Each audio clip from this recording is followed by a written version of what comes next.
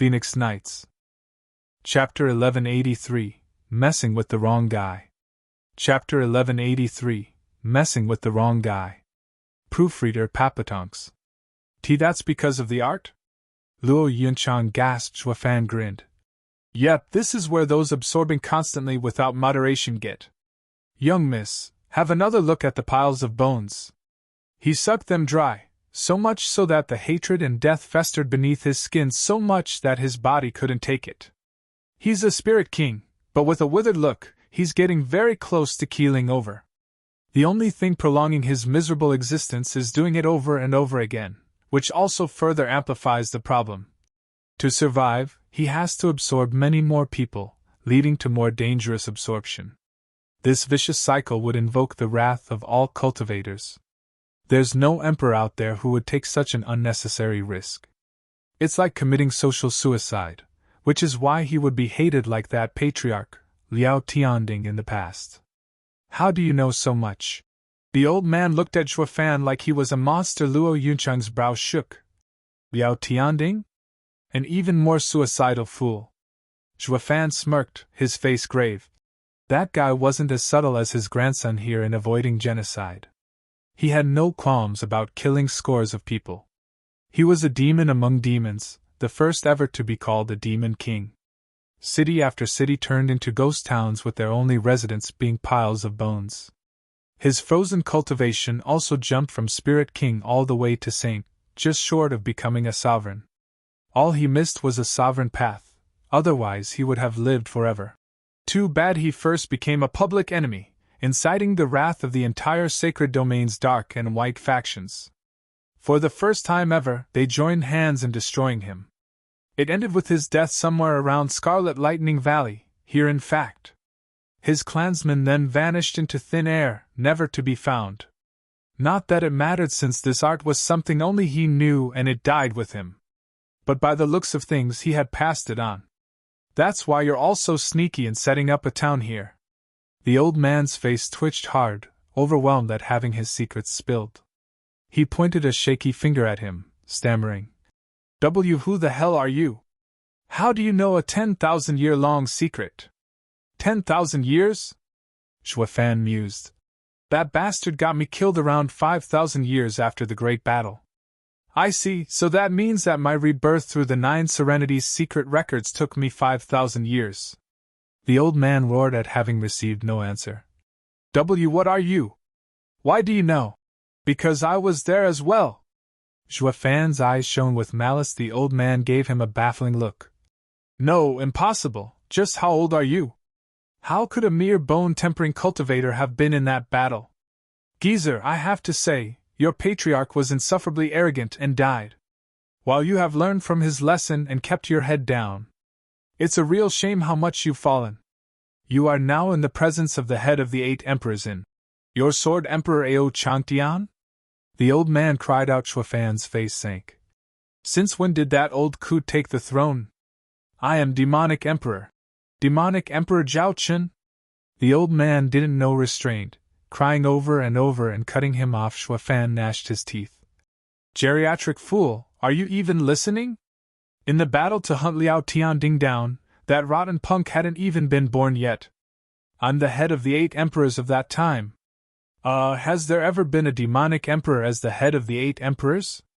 The old man blinked, looking utterly lost. Xuefan's face twitched and sighed. Old man, how old are you? Over 3,000 years. I see, Pipsqueak, you truly deserve getting killed. Xuefan laughed. You've only come 2,000 years later and you've already forgotten my name? That's a death sentence right there. Then again, you ought to die regardless. Being so obscure, so withdrawn from society, with no friends or relatives in the world, no one would even notice your passing. You're practically made to die. That first reason only made it more obvious. Everyone sank in confusion. Xuefan snickered. I'm saying that I'm copying your style and killing all the insignificant targets to replace them. From now on, Joy Town will be the Luo clans and you will sink into obscurity. What? They all stared blankly, then cracked up. Ha ha ha, take our town. Who do you think you are, shouting such idiotic dreams as a bone-tempering cultivator? Just because you know some old events, you think you can play the senior to intimidate us. Can't you even tell your stage? A bone-tempering cultivator gets 2 centuries at best. Who are you trying to fool by saying you were there, 10,000 years ago? Hee, brat, you almost had me with your big talk, but you're now in my trap and I will suck you dry. Yet you still have the nerve to say you'd take Joy Town from us? What a joke! Everyone laughed, looking at Xuefan with nothing but scorn. No matter how much of a smooth talker you are, you should never say such idiotic things. Even calling yourself some long-lost third cousin of an emperor's second sister would have been smarter if you wanted to live. At least that would intimidate us enough to get you released. But that brash talk? No one's going to buy that obvious lie. Bam! A sudden explosion rang in their ears even as they laughed, cutting it short soon after the soul-devouring array had just gone from pristine to total destruction in just a moment. In its place were black flames licking at the edges. Ugh! Their smiles got frozen on their faces and their laughter got stuck in their throats. Their eyes were the only things betraying the fear and shock they felt inside. Xuefan's left eye flared with the black thunder flame, his smile insufferable. Sorry, but I'm no comedian. I only know how to follow through with what I say. You're doomed. Xuefan flicked his hand and a black wave shot into the sky, followed by a loud explosion and a shower of black flames. Terrible energies drew near the town folk, enclosing them and the sinister town beneath the joyful facade. A Spirit King! The old man gasped, his mouth trembling. 1320. How in the hell did so many of them come here? Who have we messed with? Sensing all those raging energy signatures, and none of them on his side, the old man was in despair, with the others struck with dread. Just what emperor had they irked to send so many Spirit Kings to their little town? Mommy, who the hell are they? Is this an entrapment? The old man was a wreck inside, howling. Everyone run! We can't take them, just run. A boom cut him off and the sky above roiled with black flames. Fan Ding and all other town folk got reduced to ashes. The old man shook all over, turning a stiff head at Xuefan, to see him smirking. Flooding the space with your power and controlling it. You're a Spirit King as well? You got that right. Xuefan grinned, raising his hand and shouting. Die. The old man gnashed his teeth, roaring. I'm a peak Spirit King. You won't kill me by being in the same stage as me, thousand soul possession. Wraiths howled and the air grew cold as they floated into existence. Despite having the space under his control, the wraiths still appeared they didn't get to survive for long. As the black flames burned them down to nothing a second later, the old man was dumbstruck. What the hell is this? I'm at peak Sword King stage, so why on earth are my actions so damn useless? Geezer, you may be higher in cultivation than me, but I trump you in quality, ha ha ha. Xuefan grasped and black flames howled on the old man's side, slamming into him and covering him completely. Ack! His mournful cries filled with pain and horror rent the sky as he twisted in futile attempt at survival. His eyes, however, contained nothing but confusion as he roared in defiance. Just who the hell are you? The head of the 8 emperors 5,000 years ago, demonic Emperor Xuefan. Xuefan's eyes shone. Now the Luo clan steward, Xuefan. You should be honored for dying at my hand. Ah! With one last cry, whether in regret and defiance, or maybe even fear, the old man breathed his last, and his existence burned from this world. Chapter 1184, Another Change. Chapter 1184, Another Change. Proofreader Papatonks. Roar. Draconic roars littered the sky as Dan Qingshan brought the few Luo clan Spirit Kings from the north side of town, killing their way in. The dragon and sword energies flared unrestrained and took down all people that tried fleeing this disaster from the south side. Bali Yu turned into a demon, spreading death and destruction with her rain of swords. Muronglai was in the east, standing guard and unleashing hell with his flames. Ouyang Lingtian came in from the west like an ice wall, freezing anyone that tried getting out and turning them into crystallized works of art. As howls and cries of agony resounded, the town's population was purged with the closing of the net. By the time the mortal domain residents entered the town proper, there was nothing but blood and body parts all over. Murong Shui felt it unbearable and searched for Zhuofan. Are these people as bad as you thought? Are their crimes so heinous? Ask her.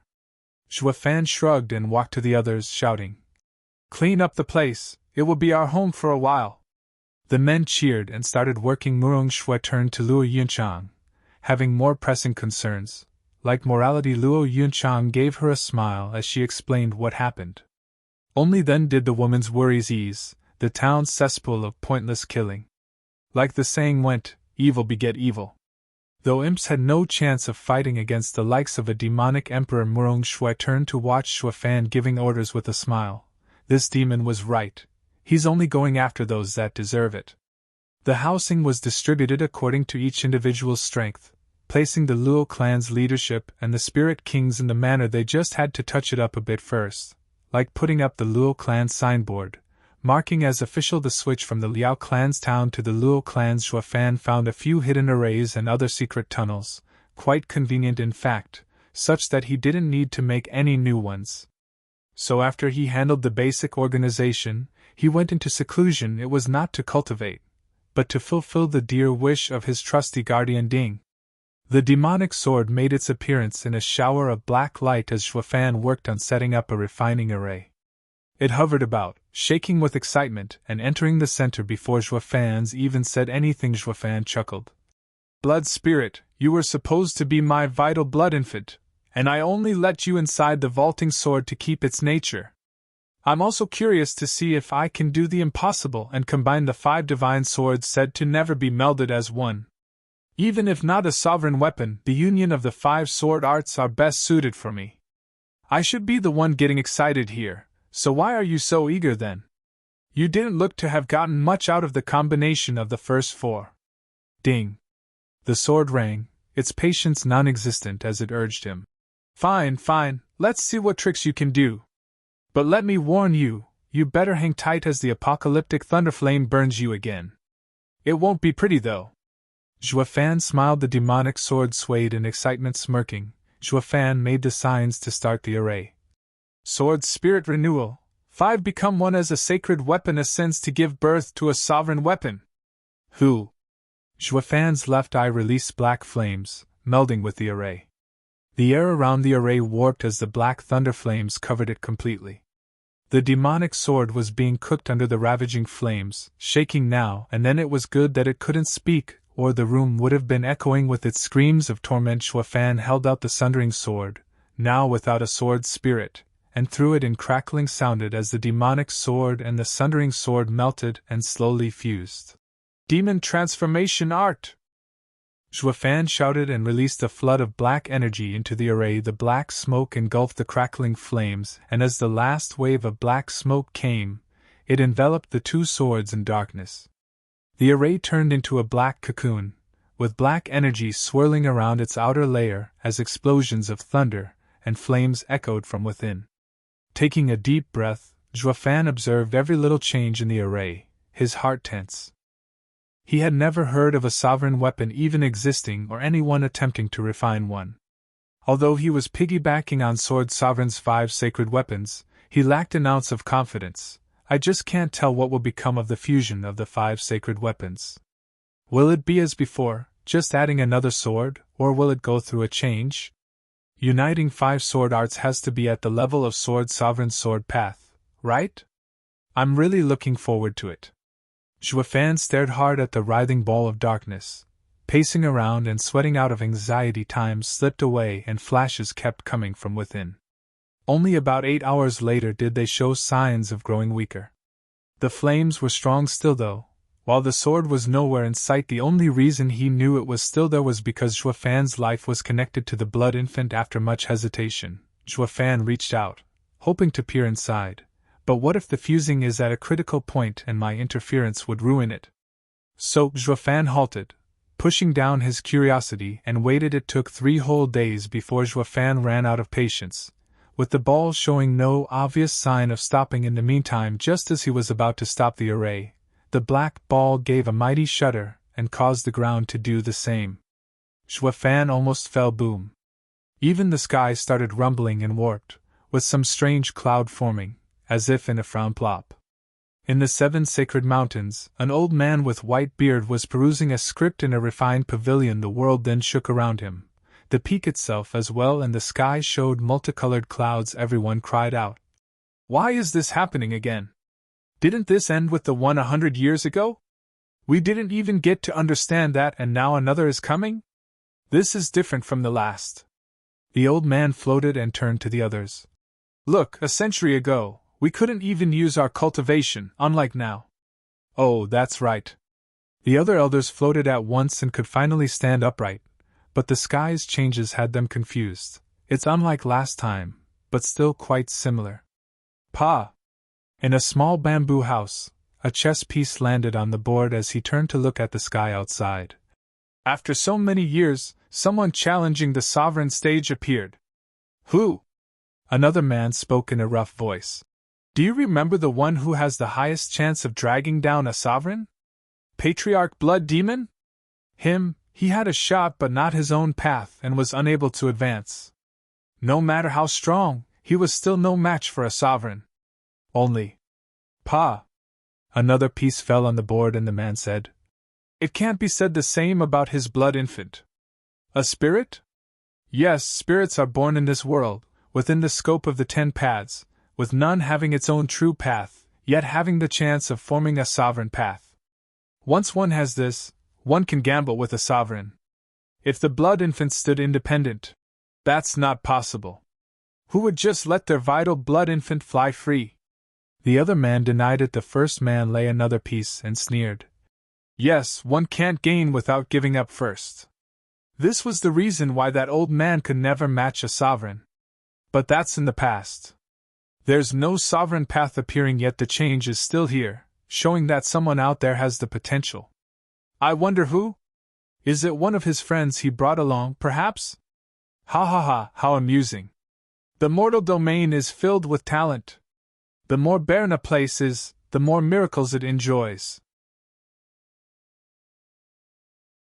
Chapter 1185, Apocalyptic Sword Child. Chapter 1185, Apocalyptic Sword Child. Proofreader Papatonks. Boom. The shaking kept up for 6 hours from his room. Shuafan had no way to see the changing skies, looking startled as he stared at the black ball, afraid of doing anything and ruining it all. The black ball began hissing and shrunk down to just half a meter in size, revealing a strange shape that made Shuafan tense. As the ball shrank even more, the shape became clearer. Shuafan's eyes jumped wider as the black ball vanished. What was revealed was a thin 7-year-old child with a darker skin tone dressed in pitch-black robes. The ball shrank only because he was absorbing it. Shuafan was struck dumb. "Master!" The child was so sharp that he kneeled and cupped his hands. Shuafan's eyebrow jumped, staring hard at him. "Master? Then you're my vital blood infant?" "Yes, thank you so much, Master, for giving me such a strong body and offering me a vessel." The kid grinned and said in gratitude, "After the 5 sacred weapons combined, I became a sovereign weapon, and sovereign weapons can take human form. This is the reason behind my appearance. I shall never forget your grace and favor for as long as I live." The child kowtowed 3 times, still out of it. Shuafan mumbled to himself before snapping out of it. "A sovereign weapon taking human form, which means that you, as its sword spirit, are now this body's soul. I see, so that's why you were so eager to combine with the last sword. It was a way for you to become human." The child scratched his head, laughing at being found out. "To be honest, Master, humans are the ultimate beings of the world. All spirits aspire to take human form, to live as they do, to dance, laugh, speak, and create. However, becoming human is fraught with dangers and perils, doubly so for spirits who are less sentient than even common spiritual beasts. I was fortunate enough that Master gathered the 5 sacred weapons and merged them, thereby creating a sovereign weapon, and giving me the means to become human. I have you to thank for all of this, Master." The child kowtowed again, filled with gratitude. Shuafan pondered and then sighed. "My vital blood infant you were once, but now we've grown apart, like our ties have been cut. No wonder you no longer need me to survive, as you now have a sovereign weapon for a vessel. Master, you have built me this body, making you my parent.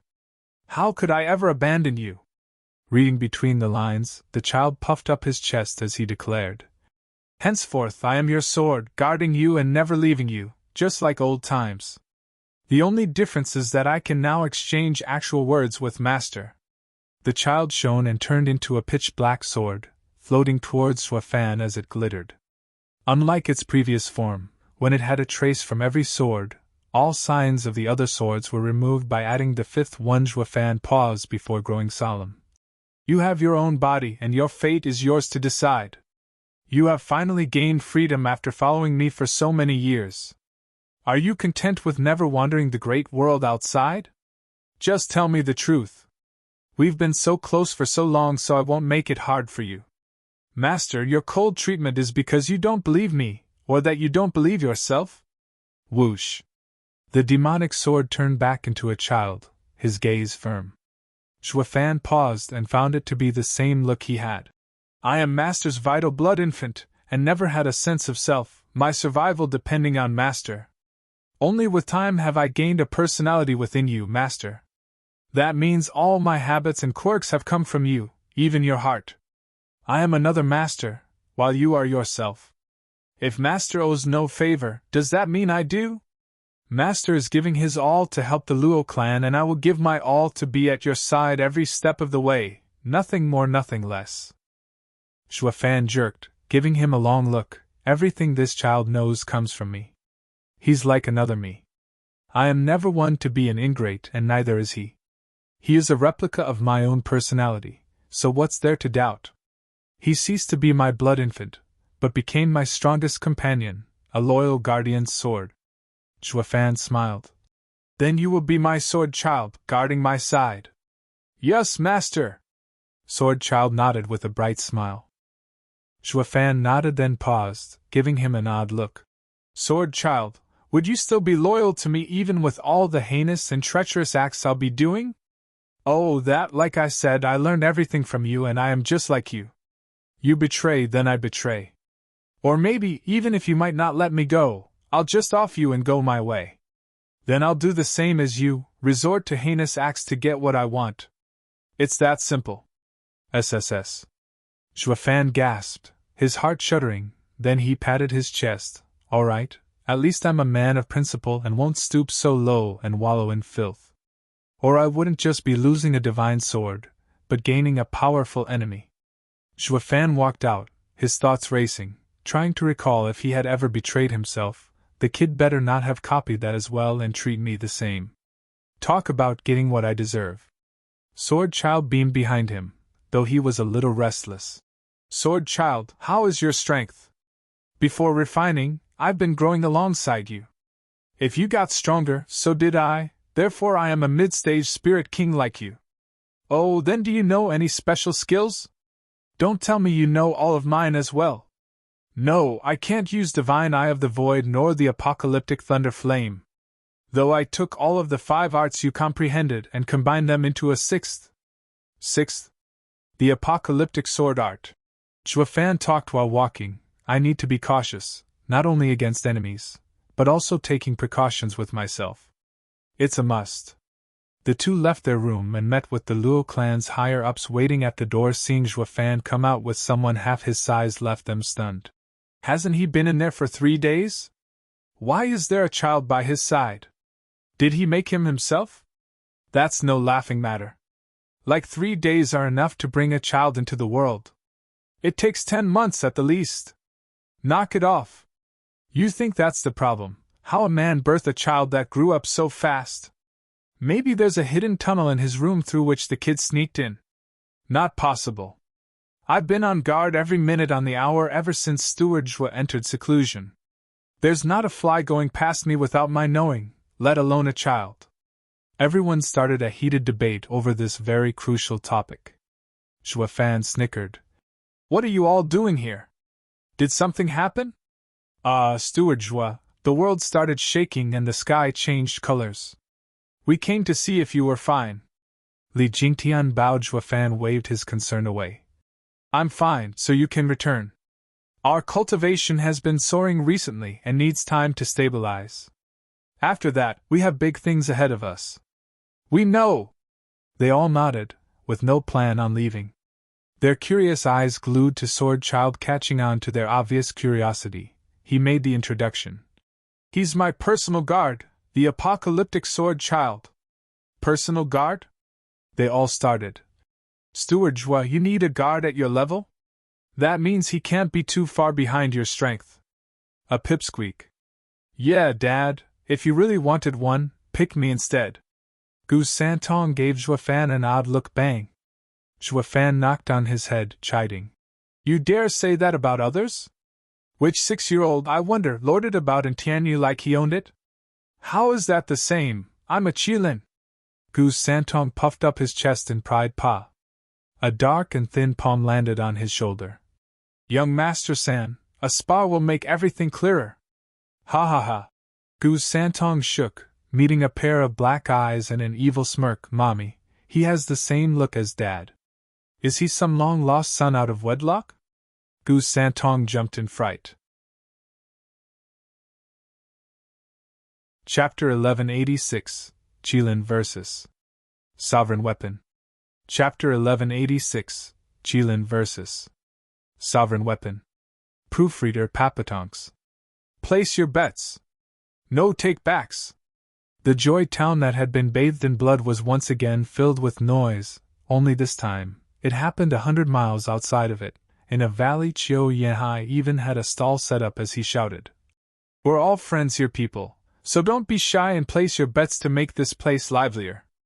Our young Master San has a 1 to 3 odds, and on the other side we have Steward was secret guard, the Apocalyptic Sword Child, 1 to 5 odds.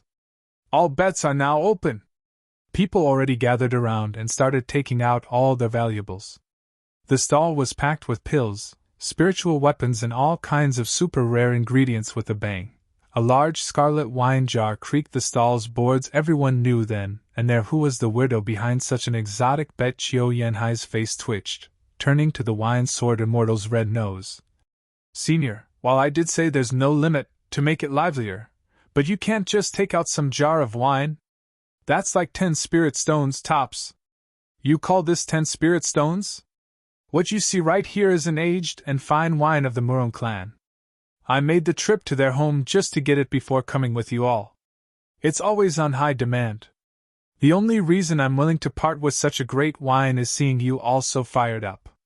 Wine Sword Immortal patronized. Chiu Yanhai shook his head. Fine, I'll write down 10 sacred stones, on account of your seniority. Now who will you be betting on? Isn't it obvious? Steward was young Master San. The Wine Sword Immortal chuckled. With all the action going on so far, everyone knows of Gu Santong's strength, no less than ours. And since we've gotten to the sacred domain, everyone reached the Spirit King's stage while his power had to have improved as well. As for that sword child, he doesn't look like much, so I'd rather be on the safe side and stick with young Master San. Everyone nodded in approval. Rather than taking a risk on an unknown fighter, they'd play it safe by betting on Gu Santong. A zither then slammed on the stall, followed by a casual voice. I'm betting on Sword Child. Lu Mubai? The Wine Sword Immortal gave him an odd look. You know his strength to bet on him? Lu Mubai snickered as he shook his head. Nope, but for Zhuafan to make him a personal guard, that should be proof enough, right? In fact, I find young Master San awfully rash for taking on his challenge just like that. Knowing the enemy is what gets you victory. While he is an open book, the opponent is sealed shut. That's why the Sword Child has a higher chance at winning. Makes sense, exactly what I'd expect from the Zither Sword King who bid his time to exact revenge for his clan, calculative and observant. The others lit up and switched their bets from Gu Santong to the Sword Child. The Wine Sword Immortal licked his dried lips as he moved his wine jar as well. Lu Mubai, I'll trust you on this, but you better pay me back if I lose. Sure, and my zither is also among those bets, ha ha ha. Lu Mubai didn't mind it, looking at the fighters on their peaks with a smile. Ever since the Empire fell, he had felt so relieved having his wish granted and also brighter in his demeanor on the side where there was constant cheering. Zhuafan, Luo Yuhai, and the rest were standing on a hill and watching the two filled with battle lust. Luo Yuhai said, Big brother Zhua, who is the Sword Child? Can he take on young Sanzi? He should, Zhuofan said.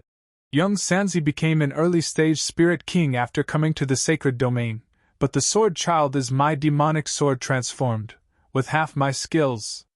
In fact, he should have all my skills besides my eyes. He shouldn't lose out against young Sanzi. What? They all shouted. He's that divine sword? Sure is, and precisely because he's not human, but a spirit in a sword, we can't see his cultivation. Zhuofan nodded. In his words, he's the same as me, a mid-stage spirit king. As for his strength, we'll just have to wait and see. Letting young Sanzi fight is the perfect chance. The others nodded, with Xiaoer sadly staring at Gu Santong. Brother, do be careful, the kid is father's sword and not human. In a fight between a divine sword and sacred beast, victory might not be so easy. Gu Santong was totally in the dark about his opponent's nature, judging him by his young appearance. That he was still too young. If he's a sacred beast, his form means he's not matured yet. If he's a human, then that makes him weak as a lamb. So he boasted. Kid, we're on the same side, so I'll give you the chance to walk away. I won't judge you for it, nor make it hard on you for father. Young Sanzi, you're as cocky as ever. The sword child smirked. Even as a sacred beast, you're now in sacred domain and only an adolescent. There are plenty of people that can kill you. I'll just help father by giving you a fair warning, so the next time you go out, you'll be a bit cautious and not lose your life, eh? Gu Santong shook, giving him an odd look. Is he really Dad's son? His tone, his style, his arrogance, they're practically the same. All the others gave Zhuofan strange looks. Steward Zhua, that's a miniature version of you, in child form. Zhuofan smiled. The sword child had taken everything from me, resembling me more than a son. Gu Santong saw no reaction from Zhuofan and made up his mind. It doesn't look like the kid is close to Dad, and I can set him straight. He put on a mean face and smirked. I could accept it coming from Dad, but from a pipsqueak? It sounds more like a taunt. We'll see who beats who soon enough. Gu Santong shot forth and his fist glowed scarlet as he struck at Sword Child. Though it was obvious there was some restraint, leaving a third of his strength behind. Though Gu Santong still thought it excessive and brought it down to just half his strength. Young Master San, just let loose and come at me with everything. I can easily take it. The Sword Child smirked, his eyes set as a red glow shot from his finger and at Gu Santong's fist. Whoosh! A sword wave sword it clashed with Gu Santong's first, letting out a deafening boom. Gu Santong shuddered all over and got pushed back 100 meters. His gaze now horrified as he turned to Sword Child. Soaring sword art, and at peak strength. How do you have such power? Only Dad can unleash it to this level. He inherited Steward Zhua's sword skills fully, worthy of being his sword. Shangguan Feixiong's eyes shook in admiration. Zhuofan grinned. He was connected with me, body and mind till now. It's normal to know the 5 sword arts. And from what he told me, he also learned a 6th one. Now that's something I'd like to see. 6th? Shangguan Feixiong and the others nodded. Right, with Steward Zhua learning the sword arts to the peak, his divine sword spirit has to be even sharper, able to combine the 5 arts. Now I'm also looking forward to seeing it, ha ha ha. They all laughed, looking eager as the battle unfolded at the betting stall. All those who were about to bet on Gu Santong shifted to the other guy. Chiu Yihai cursed. What do you think you're doing? Have you no ethics? Saying you take it and leave it, but now that young Master San is lacking, you switch tunes? Fat chance. Damn it, I only lost that exchange and now they've all lost their faith in me? How mortifying. I got to up my game.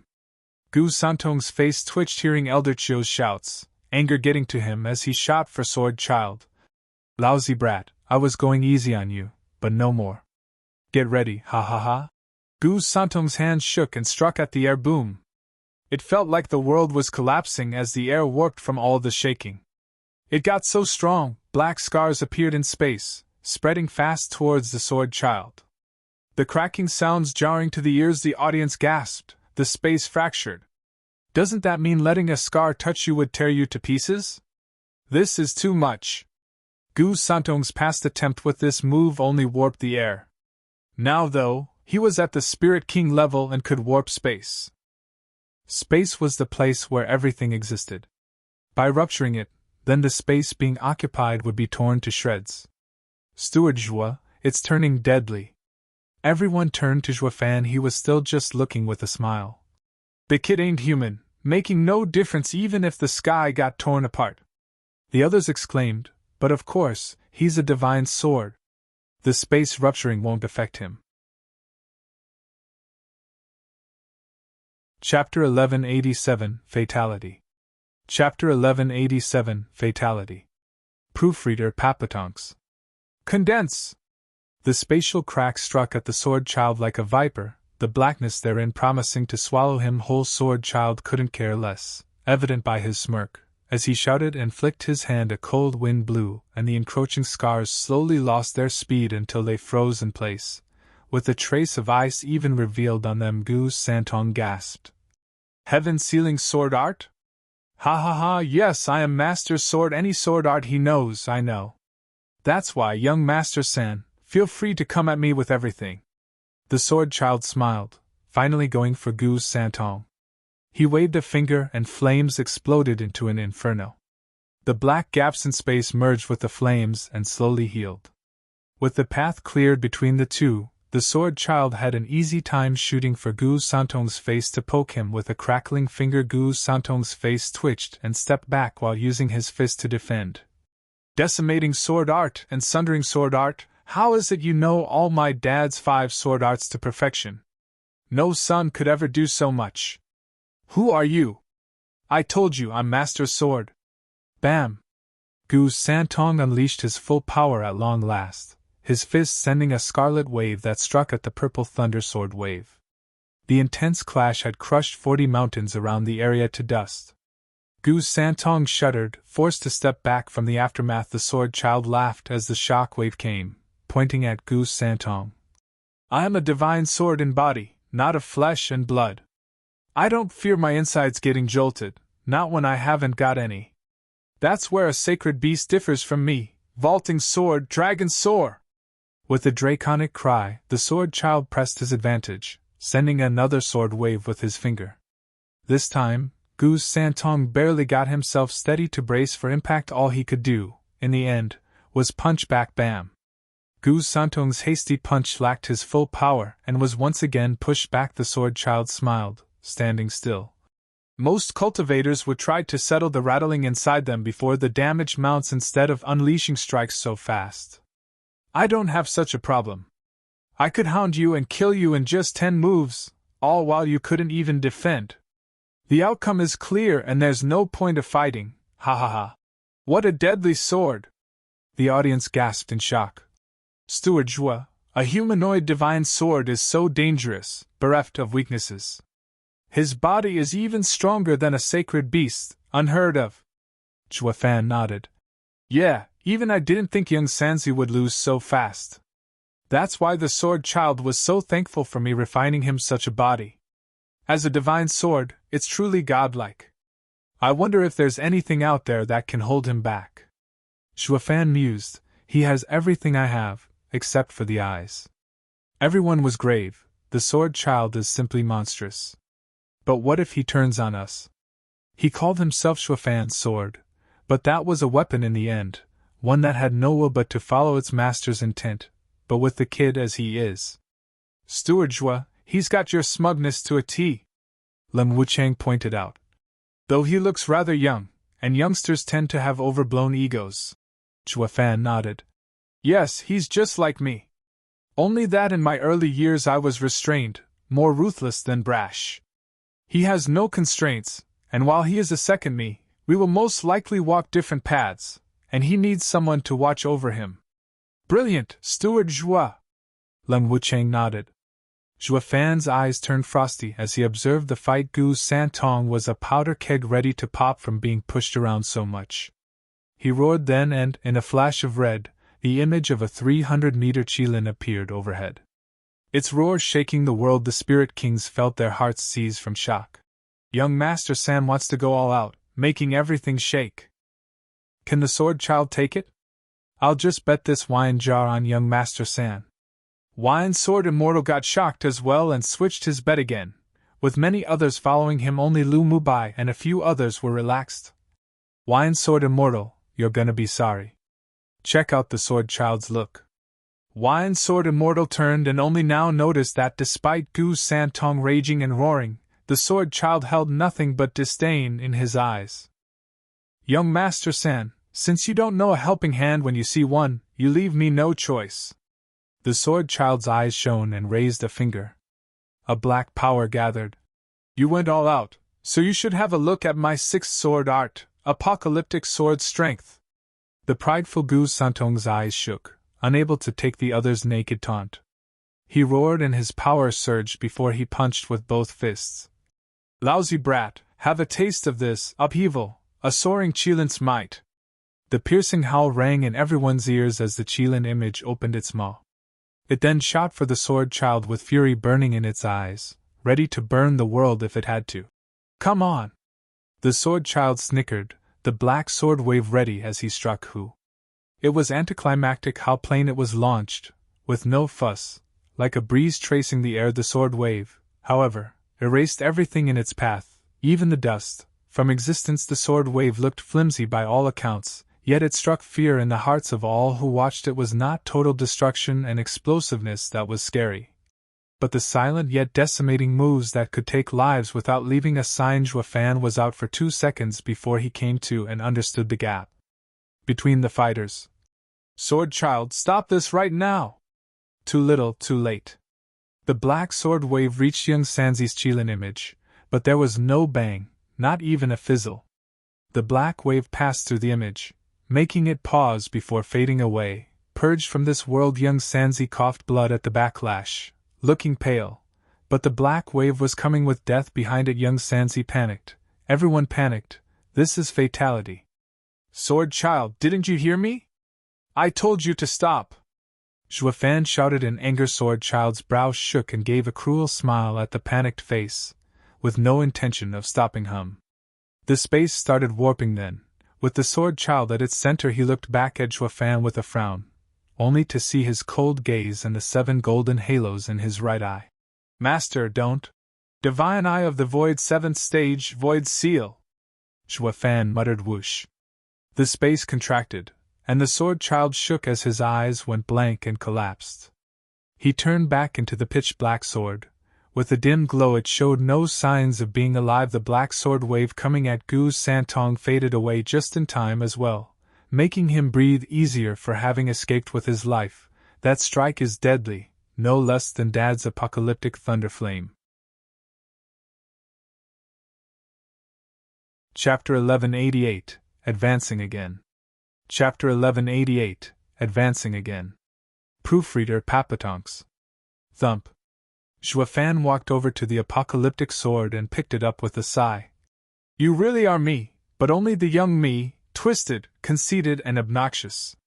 Ha ha ha, foolish boy, you thought by having a sovereign weapon body, I couldn't take you on?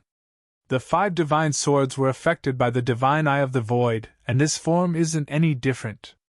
Think long and hard about this. Zhua Fan made a seal and the demonic sword entered his body. And you, young Sanzi, there's always someone better than you out there. This will be your lesson. Zhua Fan walked to Gu Santong and warned. Gu Santong hung his head, giving a heavy nod. I know, Dad. I won't be as arrogant again. You've said that 100 times already. Why would I believe you this time? Ha ha ha, you'll learn the more you suffer. Zhua Fan shook his head. The others came over and bowed. Steward Zhua, how will you handle the Sword Child? He's a loose cannon. I'll handle it, don't worry. Zhua Fan soothed their fears. With these few days of peace, we've found a temporary residence in the sacred domain. To grow bigger, however, we must first take down one of the 8 emperors. That being said, I'll be setting out to get a feel of the sacred domain's current situation to remove all unknowns. Wait for my message and be ready to move. Won't it be too dangerous to go alone? Yeah, I'll come with you. Luo Yuchang spoke up. With Bao Yu stepping forth, Zhua Fan calmed them down. It's fine. The sacred domain is my world. I know it better than any of you.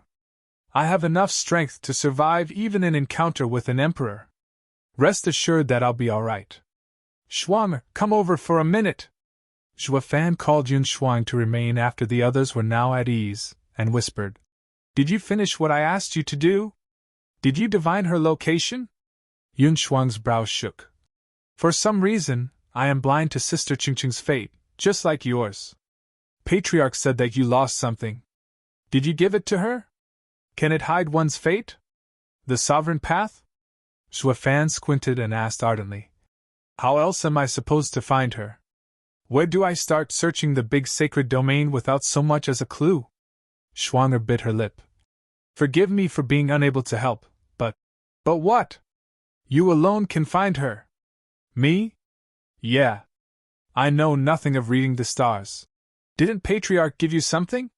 It will guide you towards what or who you want to find. Slightly explained.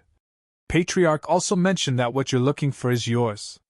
The two of you would be drawn to each other. By using the item, you'll find it and Sister Qingqing. Zhua Fan thought for a bit and nodded. I see, Sovereign Yun gave me the black sphere for this purpose. But how do I use it? Figure it out yourself. I surely don't know. Yun Shuang shrugged. Zhua Fan sighed and nodded, his eyes blazing with determination. I'll try it as I go. Now I need to get away so the fear of the sword child caused will fade. I must also teach that boy some manners. Zhua Fan cupped his hands to her and the rest, leaving the others gave him a respectful goodbye as well, while only a red-nosed old man just wouldn't let go of a jar of wine, crying like his parents were dead, like an old woman. My precious wine, I could never leave you. How could my foolproof mind ever conceive the risk of betting on Gu's Santong? Senior, betting is business. You made the wrong wager, so I can't help you. Now let go! The wine sword immortal wailed like a child while Chiu Yehai fought to try and pry the drunkard's fingers from the jar. With their gap in cultivation, no amount of effort helped in the end. Zhua Fan's face twitched and gave the two geezers a long look. What was I thinking bringing these fools? Zhua Fan left as the rest sent him off. After a good distance, he looked around and found a deserted cave, setting up an array to hide himself as he took out Sovereign Yun's black orb. Looking into the sacred domain situation was more of a whim. While finding Chu Qingqing was his real goal, he couldn't have said that to the guys, since they came with him to a new world to settle down, not help him find his woman. How could their de facto leader ever do such a petty and irresponsible thing?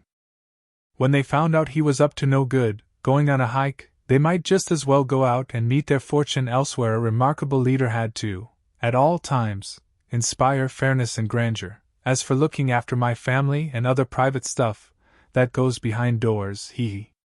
Taking out the black orb, Zhua Fan stared hard. Qingqing, where are you? And how do you start this thing anyway? Sovereign Yun, what a guy, giving me the tools but not the manual. Where do I even start?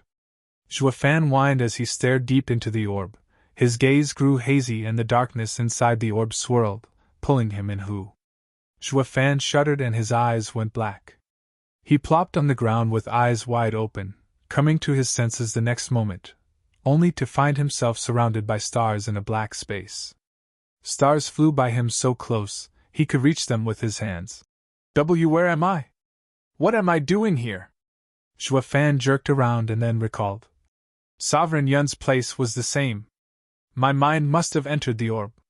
Is this how you use the treasure? But how am I supposed to find her now?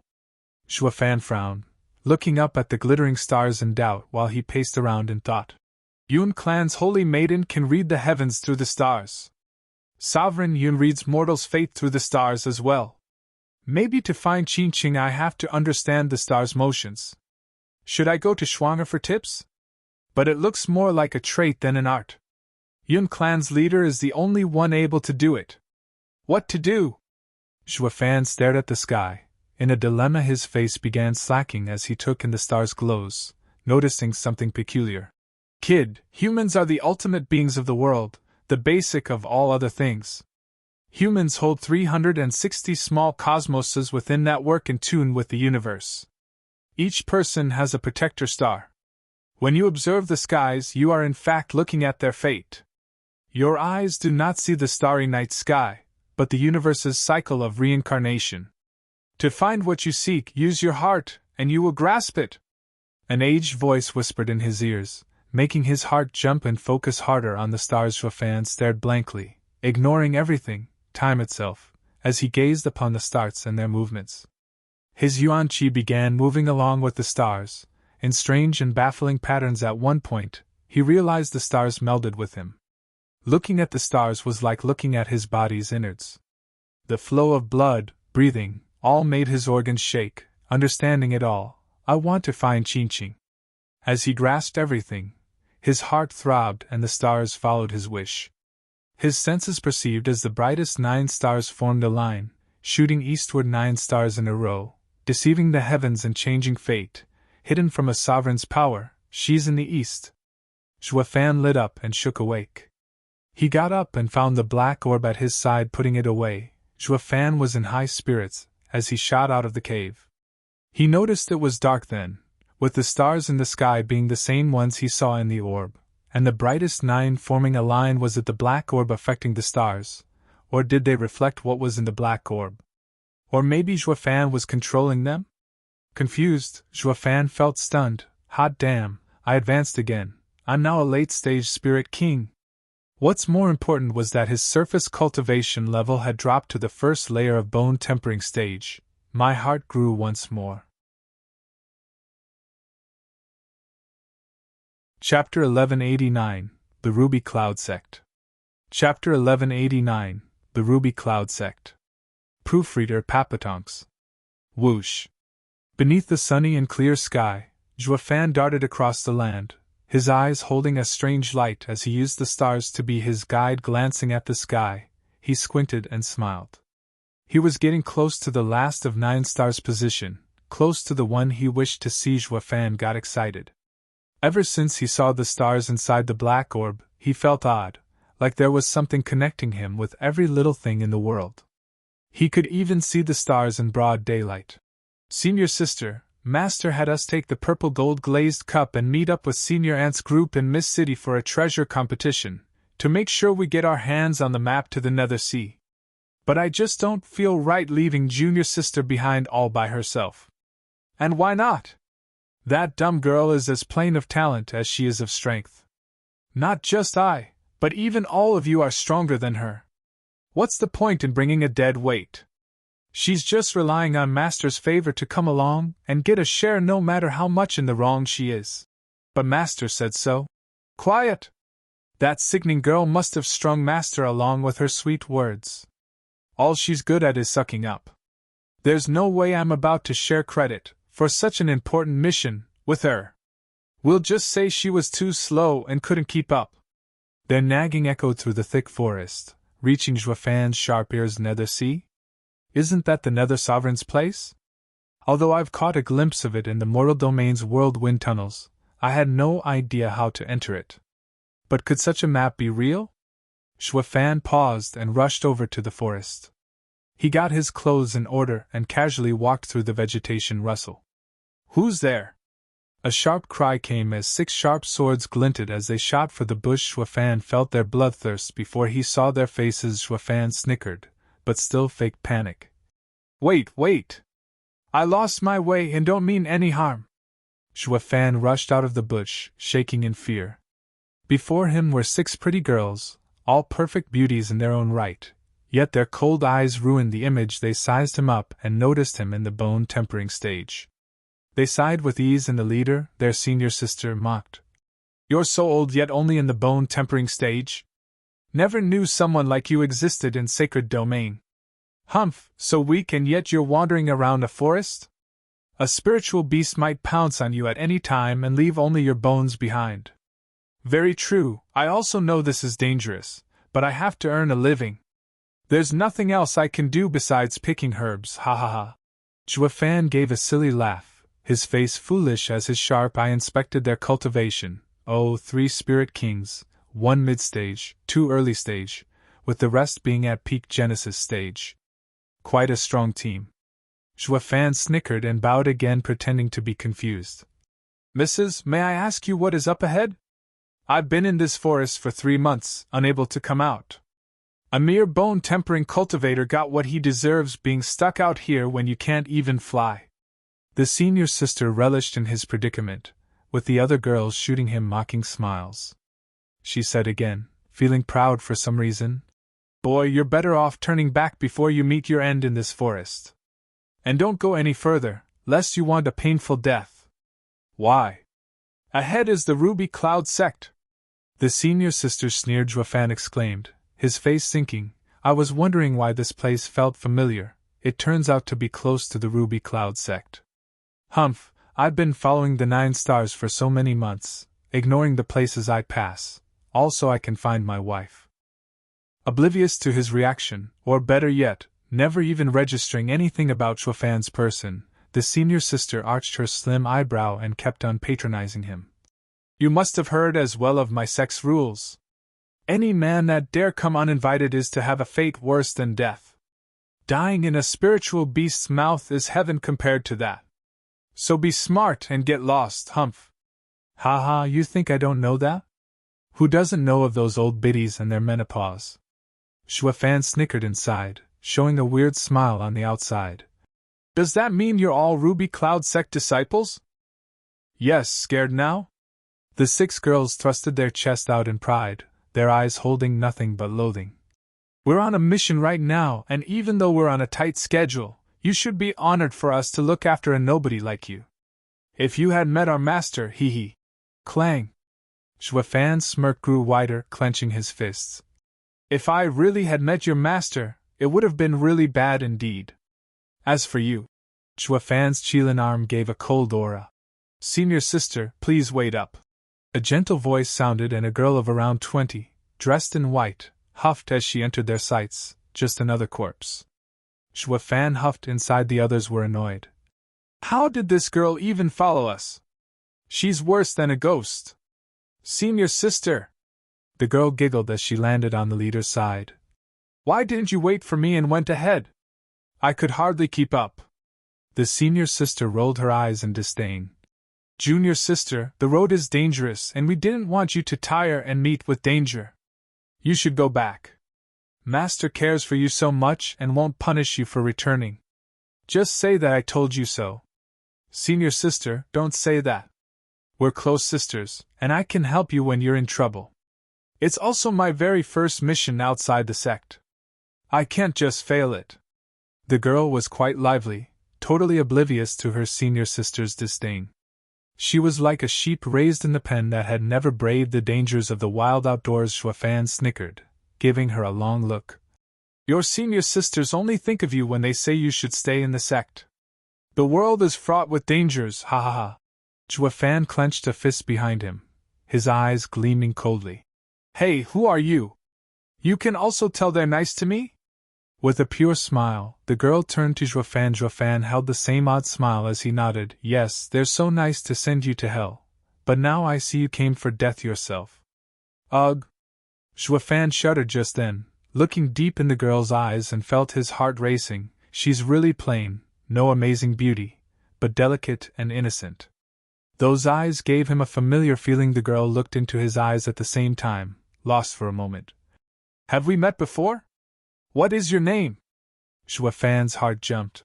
"Qing Qing." The girl spoke without hesitation, considering Juefan as one of her friends on the spot. "Chu Qing Qing."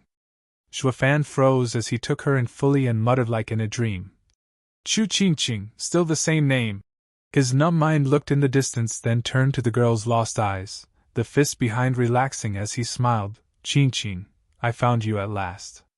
The rough hands held Chu Qing Qing's soft cheeks, his eyes looking only at her and appreciating her for who she was with a soft gaze. Chu Qing Qing showed no revulsion to this stranger.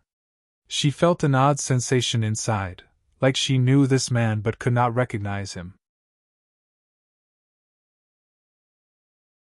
Chapter 1190, You Have to Be Mine.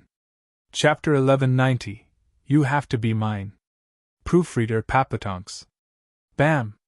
Juefan drew closer as he held that cute face, but then a palm sent him flying and into the ground. Chu Qing Qing jumped and blushed hard as she recalled what happened. Damn punk, you got some nerve going after a Ruby Cloud Sect disciple. You must have a death wish. The senior sister started cursing at Zhuofan on the ground, about to stomp on his legs for good measure. Chu Qingqing saw it and managed to stop her. Heavens damn it, nosy crow.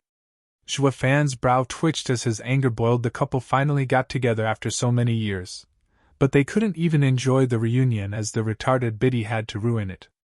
Zhuofan wanted nothing more than to flatten them to a gooey mush. The only thing holding him back was knowing Chu Qingqing was from Ruby Cloud Sect. So he took a deep breath to bottle the rage. It just wouldn't do for the husband to waste his wife's besties in a fit of fury. Why did Chu Qingqing end up appearing in Ruby Cloud Sect of all places? Checking the 9 stars direction and recalling the familiar feeling he got from this girl, Zhuofan was certain beyond any shadow of a doubt that she was Qingqing, and not just in name either. Making a monumental effort to restrain himself, Zhuofan put on a pained look as he crawled to his feet. He saw the angry shrews and raised his hands in a rush to explain. Sisters, please, the striking similarity young miss has with my late younger sister made me lose myself in emotions. It won't happen again next time. Next time? You think you can just touch a lady's face? The senior sister was outraged, about to smash him into the ground again, but Chu Qingqing jumped in. Senior sister, please, he must have loved his sister dearly and didn't know that he was doing something improper. It wasn't with intention, so please don't blame him. Humph, blame him? For what? It wasn't me who he was hitting on anyway. Since you don't care, why should I? The senior sister flicked her sleeve with a snarl, flying away with her other sisters. Let's just go and not waste time with that fool. She deserves being taken advantage of for falling for a rotten man's lies. Senior sister. Chu Qingqing cried after her, but the women were gone, and she hung her head sadly. She then blinked her big bright eyes at Zhuofan. Did you do that because I looked like your little sister, or was it on purpose? Under her hopeful and intense gaze, Zhuofan knew she was looking for comfort, to justify her act of kindness. It would have been so much easier to just nod and play along while he didn't mind with others. Towards Qingqing, he could lie. Now that the extras were gone from butting in, he could come clean. No, I really couldn't help myself, but not because of my little sister, since I don't have one. It's because of my lover. Wah. Chu Qingqing went red on the spot, then she glared before turning to leave. I was wrong about you, thinking you were nice, but it turns out you're just like senior sister said. You did it to take advantage of me and end up making them call me a fool. Chu Qingqing looked hurt, following after the women when Zhuofan shouted. Wait. What now? If you try anything, you'll be sorry. Chu Qingqing paused, then looked back at him hesitantly and threatened. Her tone only made Zhuofan chuckle. She's in Genesis stage and I'm in bone tempering stage, by all appearances, yet she is using that shy tone? How is that normal? Zhuofan shook his head, giving her a long and deep stare.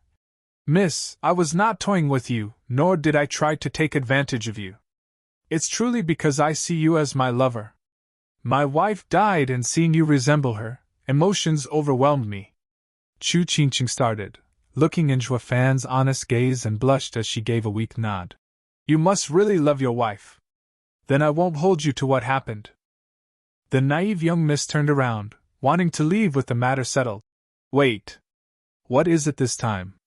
Chu Qingqing paused and looked back curiously. Zhuofan sighed. Miss Chu, I can tell you're a good person. Could you do me a little favor? I got lost in this forest, and could you give me a lift? Take you with me? You can't? I guess I can. She looked conflicted, but against Zhuofan's request, she just couldn't find it in her to refuse. She shyly got to Zhuofan's side and looked to see if the coast was clear before she reached out around his waist. I'll fly you out, Jay, just don't move. Chu Qingqing jumped, and they were in the air. Pa. Zhuofan took this moment to reach around her waist. Chu Qingqing panicked and blushed harder. What are you doing? Hands off. Miss, I'm a bone-tempering cultivator, and I'm scared for my first time flying. With a wide grin, Zhuofan took all the advantage he could. Chu Qingqing was left succumbing to his sly hand and focused on making the trip as short as possible. Pa. At one point, Xuefan's head up and leaned on the girl's shoulder. Chu Qingqing jerked and cried again. What are you leaning on me for? First time flying is scary. Xuefan smiled wider, to which Chu Qingqing gaped. She was simply powerless against Xuefan's slick tactics and reasoning.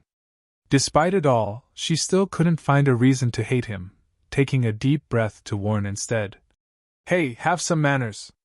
Try anything again and I'll drop you. This time Xuefan went for the kill, moving from simply leaning on her shoulder to hugging outright. Chu Qingqing's heart was in chaos, her cheeks steaming from how red they were. What are you doing? Let me go. No, I'm scared of falling. Closing his eyes, Xuefan was at peace, holding the one person he hadn't seen in 100 years. He was too content to let go. Chu Qingqing was frantic and landed on the ground before someone saw them. She could never let her senior sisters see her like this. It was too damn mortifying. Whoosh. The two touched down, with Xuefan holding onto her like an octopus. Chu Qingqing's face twitched and snapped. Hey, we're on the ground, now get off. No, you're lying. We're definitely in the air and I won't fall for it, hee hee hee. The young miss had met the biggest rogue of them all, with the thickest skin ever, as he used every trick to stay glued to her. Chu Qingqing squinted and huffed before she used force, throwing Xuefan off, hard. He landed on the ground with a bang. Chu Qingqing glared. You definitely took advantage this time and you dare lie to me? Young Miss Chu. Xuefan dusted his clothes before he smiled. Before I answer, would you answer me 2 questions first? Is there anyone you fancy?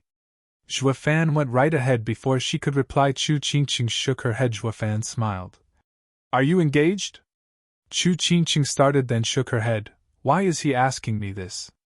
Great! Xuefan got the answers he wanted and laughed, coming before Chu Qingqing and reached out to hug her close as he looked longingly at her. Now I'll answer yours.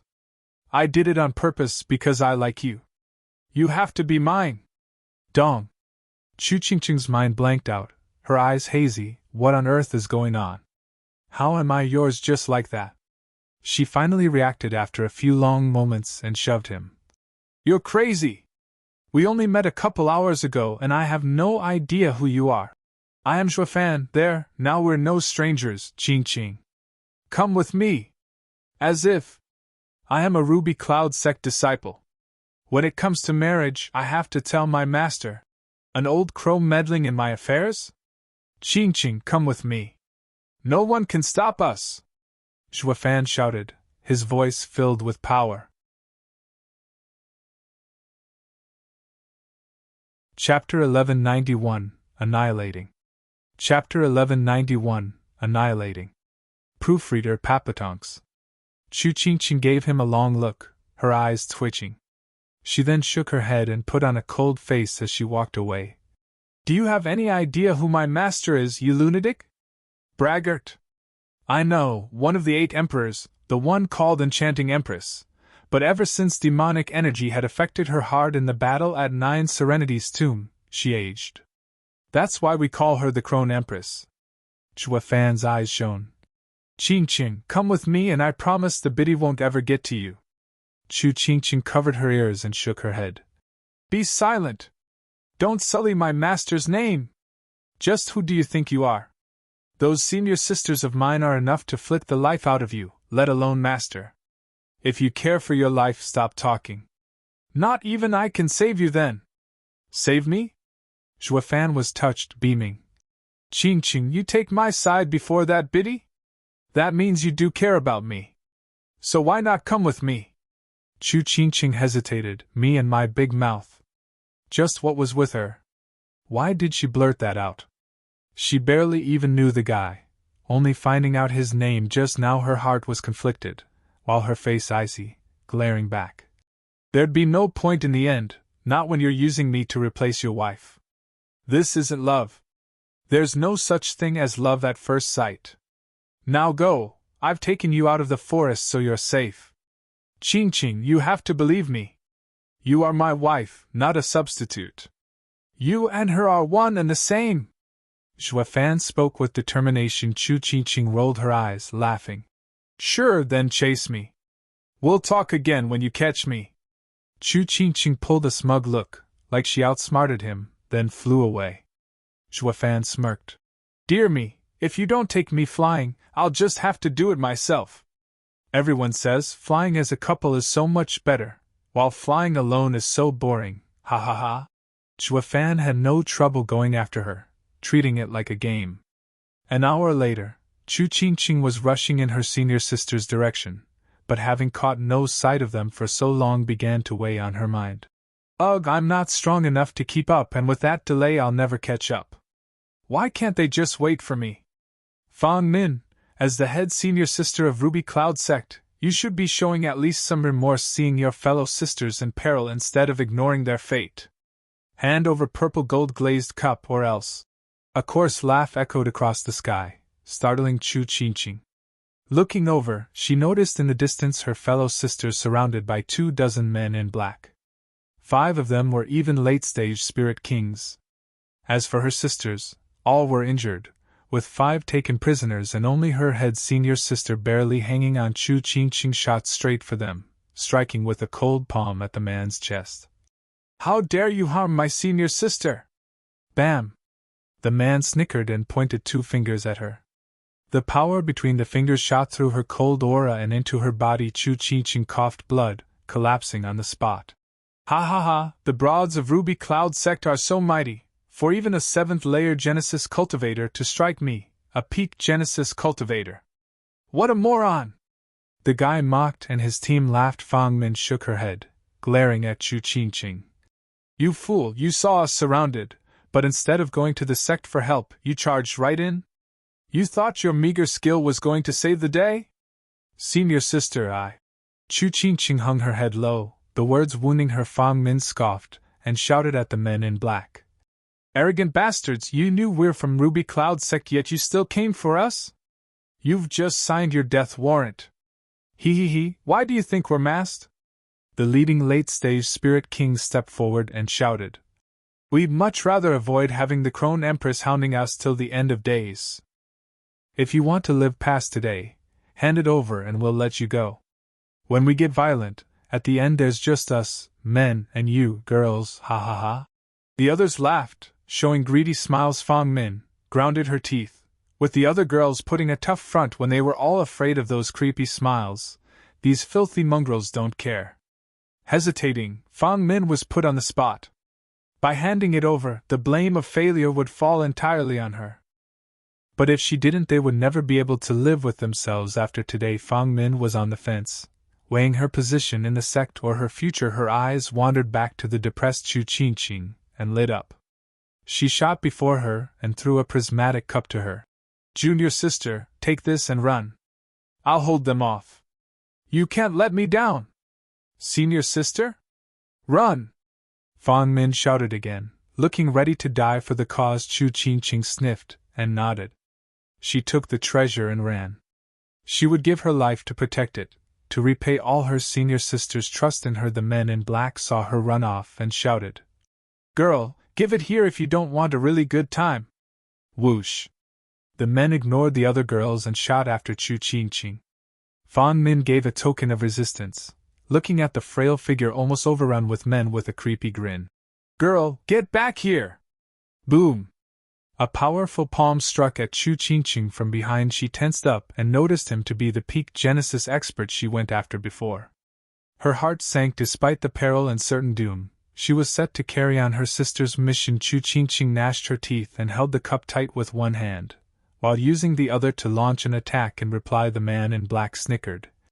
Ha ha ha, Missy, you're still acting tough after that defeat? Die! Bam! All they knew was that the guy's power had the clear advantage, yet as the two of them clashed, the man in black up and got pulverized into a bloody mist, his very trace gone from this world. Ugh. The other chasers halted on the spot, looking dumbstruck. No way. How can a 7th-layer Genesis cultivator be that much stronger than a peak one to kill him in one shot? Why the hell was she hurt in the first place then? Was it to bait us? The Ruby Cloud Sect disciples blinked in disbelief. They knew all too well about their little junior sister's strength, and it was clearly nowhere near that level. That guy was a peak Genesis expert, only beneath a spirit king.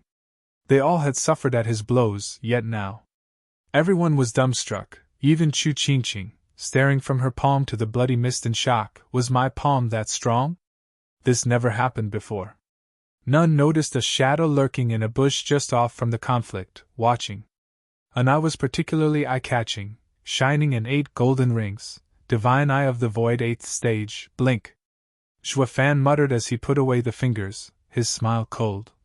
Sending a move through space, right in front of the opponent before they react is in the realm of a Spirit King's spatial control skill, catching anyone off guard.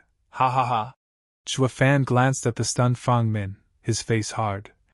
This woman knew Qingqing couldn't handle them yet still handed over the treasure and faked holding them. What a twisted heart. She did it to save her skin and shirk responsibility for failure, letting Qingqing take the fall. For messing with my wife, her fate is death.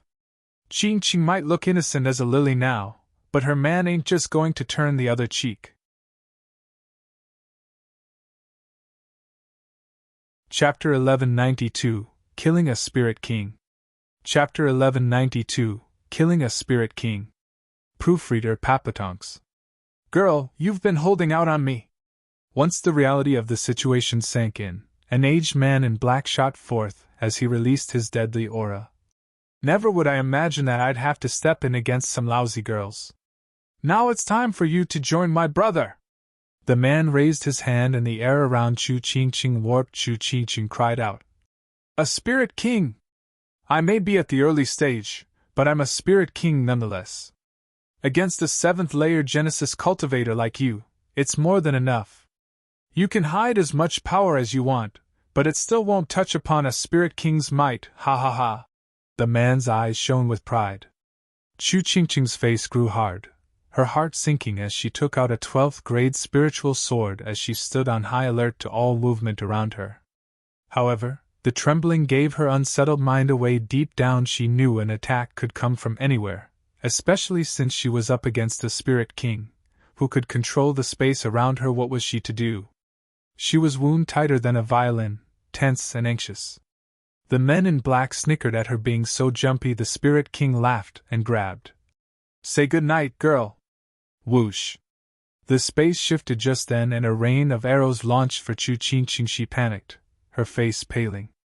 A Spirit King could attack out of the blue, giving her no time to react. She clutched the spiritual sword harder, feeling like she was about to fall. Qingqing! Her fellow sisters shouted in worry. Wounded as they all were, they had no hope of providing any help, only staring helplessly as their little junior sister was about to meet her end. Whoosh. The downcast Chu Qingqing up and vanished from everyone's sight, leaving the arrows to miss their target. The Spirit King shouted. Where is she? Above! From behind his cozy little bush, Xue Fan grinned to himself as his right eye shone in one golden halo. Divine Eye of the Void 1st stage, shift! Hum. Chu Qingqing popped back into their sights just half a meter above the Spirit King's head, looking as dull as ever. What just happened? The man in black panicked, his eyes filled with confusion. What was that? I had control of the entire space, so why did this chick appear next to me without me sensing her? Just who am I dealing with here? The guy and Chu Qingqing shared an equally dumb look of stupefaction, forgetting who they were. The rest just stared at them like statues. Chu Qingqing's sisters were overwhelmed. What supreme skill was that? How did she do that? The Spirit King clearly didn't notice her either. One senior sister cried out. Qingqing, now's your chance, attack! Chu Qingqing woke up from her daydreaming at long last, right. She couldn't get a better shot than this, and slashed down. The Spirit King had no way of taking on a 12th-grade spiritual weapon with his body and surviving. Chu Qingqing perked up and went for his head. The man reacted fast, flicking his sleeve and revealing sharp fingers as they aimed to grip Chu Qingqing's wrist with his power. It wouldn't stop as a mere seizure of the hand, but breaking it completely. The girls sighed inside, even with Qingqing so strong. A Spirit King still has the upper hand even at such close distance. Their gap in experience shows. Chu Qingqing knew this as well, and her heart sank for some very peculiar reason. Though the man's claw and the entire arm up and got flung in the air as it sprayed blood everywhere. The guy was frozen stiff with an utter dumbfounded look in his eyes. What the name of all that's holy going on here? Can anyone explain it to me? He would never get to know the truth, not like anyone here knew anyway. As he lost his golden chance to stop Qilin, her sword came down with ease. The Sword King got split in two, his innards and spilling out like molasses, soaking the dirt in his blood and guts. His separated eyes were still as confused as before, unable to unravel the profound mystery of his death. The shock outcome was so great everyone was in denial of what they saw. Qilin handling a peak Genesis expert was unexpected but understandable, somewhat, but doing it to someone a stage above. That guy had shed the mortal coil and became a spirit king.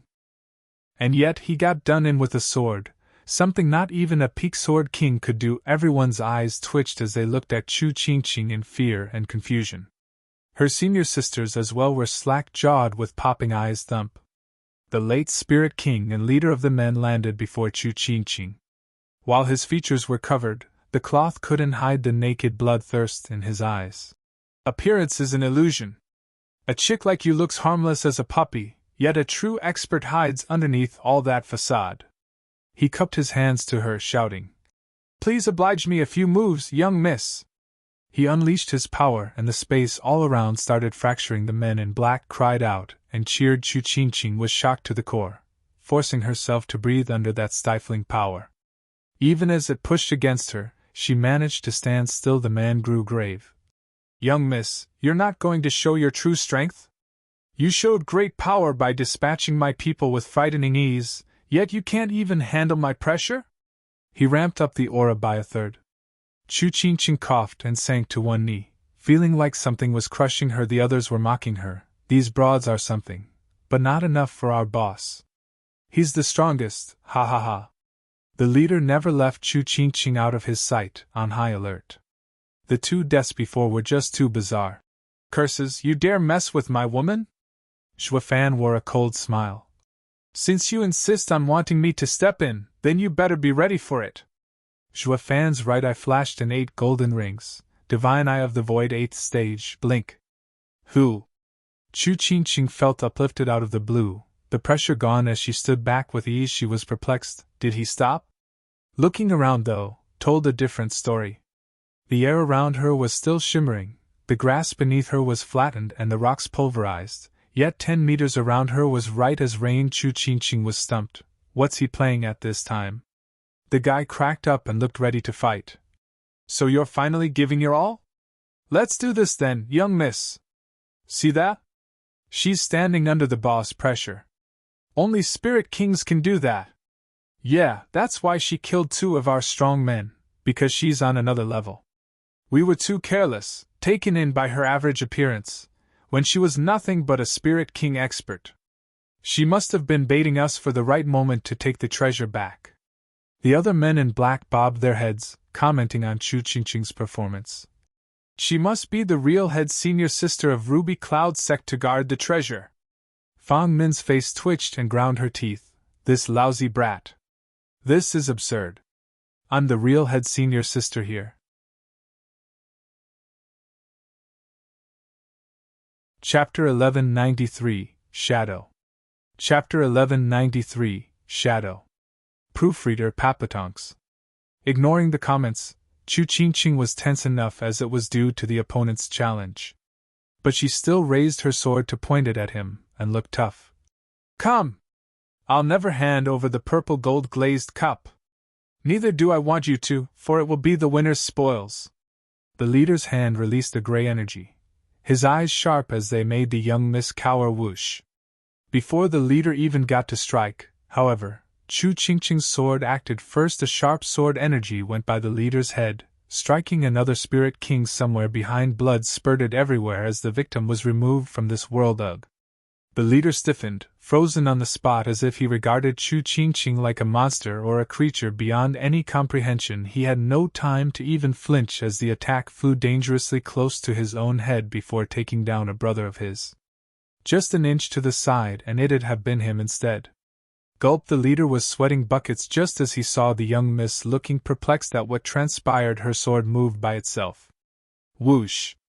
Qiling's sword acted up again, sending another sword wave, whizzing past the leader's scalp to pop another Spirit King into a cloud of bloody mist. Everyone shuddered as they jumped back, looking at Chu Qingqing like she was a devil. A twitch of the sword nailed one down. Such simplistic and efficient killing was that of an expert killer. What was even worse, she was mocking their leader, the one she was actually facing, while culling them instead. Just how outrageous is this chick's power to even slight a late-stage Spirit King? Is she an emperor? As blood leaked out of a slight cut on the leader's cheek, he now saw Chu Qingqing with nothing but fear. He never saw a faster sword in his life. The girl wasn't innocent by a long shot. The strikes were shot with brutality, meant to execute with impunity. Miss, who on earth are you? Unable to get even his voice under control, the leader shuddered in front of Chu Qingqing's guileless gaze. Chu Qingqing mused, then replied according to the custom, with cupped hands. I am Ruby Cloud Sect 362nd generation disciple, Chu Qingqing. May I know who you are? 362nd, the youngest? How do you have such power and skill? Incapable of getting an answer, the leader frowned in thought. He regarded Chu Qingqing again with utter shock now. That's. A shadow grew behind Chu Qingqing, dark and shifty, and he only realized it now thanks to his Spirit King level cultivation. The force he felt from it left him weak in the knees, and he staggered back. He hastily cupped his hands. I am in awe of Miss' incredible feat of strength. We'll meet again if fate wills it. Let's go! The leader waved and was the first to flee for his life. His back soaked. The rest of his men were right behind him. The missy must be really something for the boss to choose retreat over attacking. Chu Qingqing was absolutely perplexed, just saluting back on reflex. Yeah, later. Humph, what frickin' later? You came for a fight, so don't think of getting out alive! Chu Qingqing didn't care about them. While Zhua Fan snickered from his cozy little bush, Chu Qingqing's shadow shot out, and her sword acted up again. Whoosh! A sword energy flew at the men in black, running through the chests of 3 people. Plop. They all turned to a bloody mist. All Genesis stage experts. The leader snapped at Chu Qingqing. Miss, we never touched any of your people. We're even leaving, yet you would be so cruel as to kill us, fleeing men? No, that it's the sword. Chu Qingqing looked hurt at the accusation, lamenting as she turned to her sword. Her words got cut off, literally, as her sword had a mind of its own. Sword energy flew galore, each robbing a wail of agony from a man in black, along with his life, sending them to the great beyond. The leader looked at the heavy casualties and roared. Curses, this chick is an oddity and bloodthirsty like a banshee. Run, we'll pay her back later. Well, aren't you a ray of sunshine, so optimistic? Humph, there won't be any loose ends. Whoosh. Zhua Fan flicked from his bush with an insidious smile. Chu Qingqing's shadow moved her hand and sent more sword energy flying, making it so it was all her doing. The sky was filled under the gaudy lights of the sword waves, soon covering the ground in fresh and bloody corpses for the new grass to grow. The Ruby Cloud Sect disciples looked startled. Since when was junior sister Qingqing so cruel? Chu Qingqing watched as lives were mowed down like grass on the verge of tears, shouting. Stop, please stop. No can do, Qingqing. I'm ending this here and now for your sake. Zhua Fan muttered from the bush. Chu Qingqing held the sword with both hands, trying her best to get it under control. She cried. Stop this instant or I will cripple my meridians. Without my yuan qi you can't do anything. Zhua Fan listened at last, with a shake of his head. Fine, since you said so, and if it'll make you happy. Chu Qingqing's shadow settled and the flood of sword energy slowed down to a halt. Though only 3 men in black remained, including the leader. Glancing back at the she-demon, the wretched thieves ran for their lives while the girl was downcast. They came here thinking it was an easy gig, but luck had it they got almost all of their men killed. We need backup to deal with this hell spawn. The Ruby Cloud Sect disciples glanced at Chu Qingqing, slumped on the ground, with dull eyes. They couldn't recognize her, only feeling fear. Senior sister, are you all right? I kept the purple gold glazed cup safe. Chu Qingqing jumped back to her feet like nothing happened, beaming at the girls. You're all hurt. Want me to heal you? Pa. Fan Min yanked the cup from Chu Qingqing's hand and mocked as a form of thanks. Little junior sister, you sure kept to yourself all this time. But now you showed us. Without your help today, junior sister, our lives would have been forfeited. All of us are so useless, needing junior sister's protection. Senior sister, don't say that. It's my duty. Chu Qingqing was worried as she spoke obliviously to the sarcasm. Senior sister, why aren't you pleased that we have overcome this disaster? Fang Min chuckled with scorn. Oh, I'm pleased as punch, of junior sister's glorious future. You alone had finished off 24 people and many spirit kings among them, making us fall short. But junior sister, when did you become so cruel to kill people on a whim? We all saw them leaving, so why did you go after them still? If I didn't know any better, you'd have to be from Devil Mountain than Ruby Cloud Sect. Senior sister, I really didn't want to kill them. It was my sword. It just moved. That's rich. Fang Min snickered, her tone biting and mean. Sisters, let's keep going. We don't need to worry about little junior sister anymore. She has an almighty independent divine sword and can do away without our help. Fang Min was the first to fly off, with the others taking healing pills before giving Chu Qingqing looks of fear, and then following. Chu Qingqing was left alone and in guilt, looking at her baffling spiritual sword with conflicted emotions. She liked the sword for coming to her and her senior sister's rescue, but hated it for going out of control and isolating her from her senior sisters. It was never the sword, however, but a man, the one wearing a creepy smile just off to the side in a bush.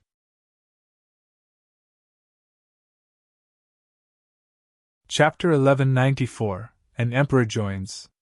Chapter 1194, An Emperor Joins. Proofreader Papatonks. Chu Qingqing lowered her head, depressed, looking at her sword with a sigh. Senior sisters are wrong about me. I'm no killer. They have the treasure and might meet other mean people. Chu Qingqing started and spoke to her spiritual sword. Cerulean, we have to protect senior sisters, but you have to behave and not kill whenever. You have to listen or... Chu Qingqing's voice drifted, not knowing how to threaten her rampant spiritual sword. Or I'll just get another one. Ding! The sword slightly shook in ridicule. You call that a threat? Besides, that wasn't me, so why are you threatening me? Humph. The oblivious Chu Qingqing was deaf to her spiritual sword, of course, looking relieved as she chased after her senior sisters. Save me! Someone save me!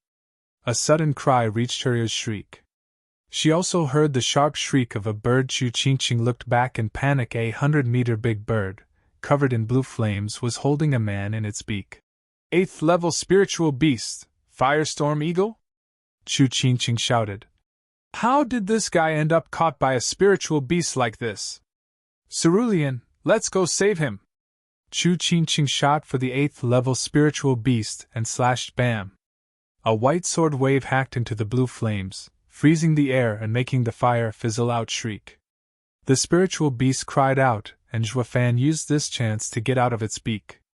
The spiritual beast didn't fight the girl, choosing to flee instead. Chu Qingqing beamed, then recalled Zhuofan and went to him, only to find his legs sticking out of the ground. Chu Qingqing grabbed one at random and pulled. Sorry, I was so focused on the fight with the beast I forgot about you.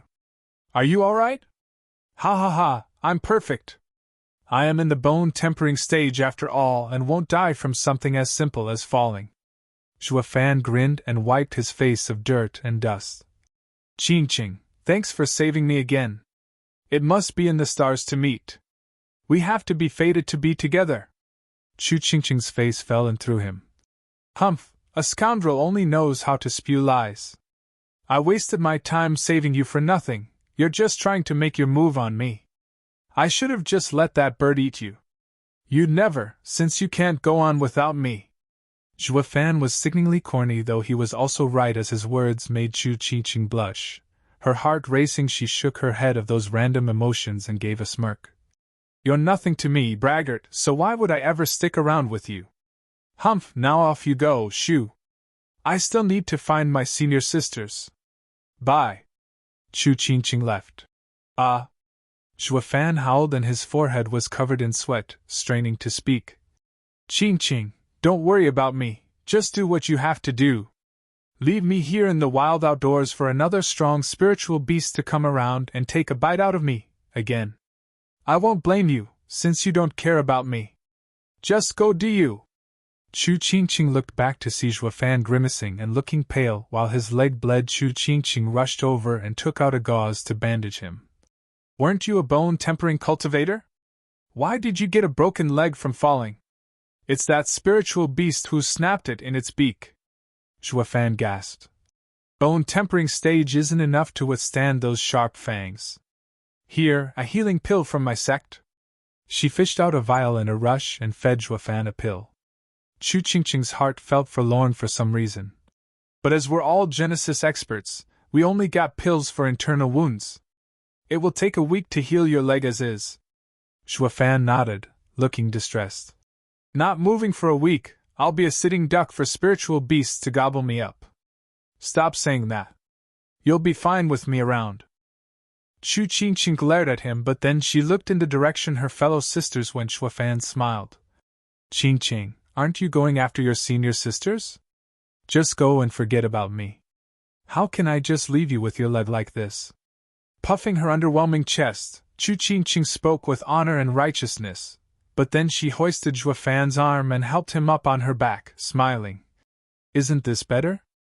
I'll carry you to find my senior sisters and let you down in a safe place. That's mighty clever of you. Zhuofan lit up and nodded. Chu Qingqing smiled in pride. Of course, now let's go. The two were gone like the wind, but the pure girl failed to notice the big eagle looking at them from a distance. Thank heavens that prick is gone. Brother, what's with that cut on your back? Another eagle shrieked in teasing, many times bigger. Did a human play with you? Want bro here to set them straight? The first eagle flayed its wings and squawked, looking panicky. No, definitely no. Please don't. I never want to see that guy again. Is he that tough? From the wound, he doesn't look much to me. The slash barely dented your feathers. You know nothing. It's not the sword wielder, the tough one, but the guy forcing me to hold him in my beak. Its eyes were filled with fear as he recalled Zhuofan's black orbs. Its feathers even trembled from terror. The bigger eagle looked stumped. Who on earth did this guy meet to make him shake like a leaf? The escaping men in black arrived at a barren mountain, where a refined elder was enjoying his tea in his chair. The three men in black slumped weakly at the old man's side, bowing. Clan head. Well, where is it? Clan head, we failed to take it and suffered heavy casualties. The leader hung his head crack. The cup broke in the old man's hand, his voice laced with fury. Failed? More than 20 experts and a late-stage spirit king failed? Weren't they just 7 girls? You couldn't even deal with them? Are you morons or simply garbage? Clan head. The others shivered, with the leader speaking. Clan head, let me explain. 6 of them were nothing, but the last girl was simply horrible. She killed without blinking and had an uncanny power about her. None of us could handle her. Even WW would have ended up dead if we were any slower. The old man eyed them and rose from his chair, his eyes sharp. For you, a late-stage spirit king, to fail against her, then she must be something else. That leaves only me to step in. Clan head, you're going to go after them yourself?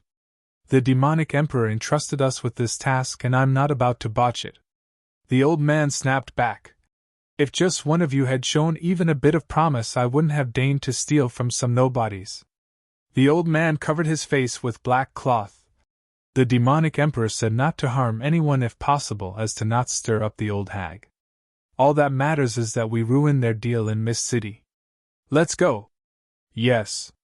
They all got excited, with the clan head stepping in. That girl is finished.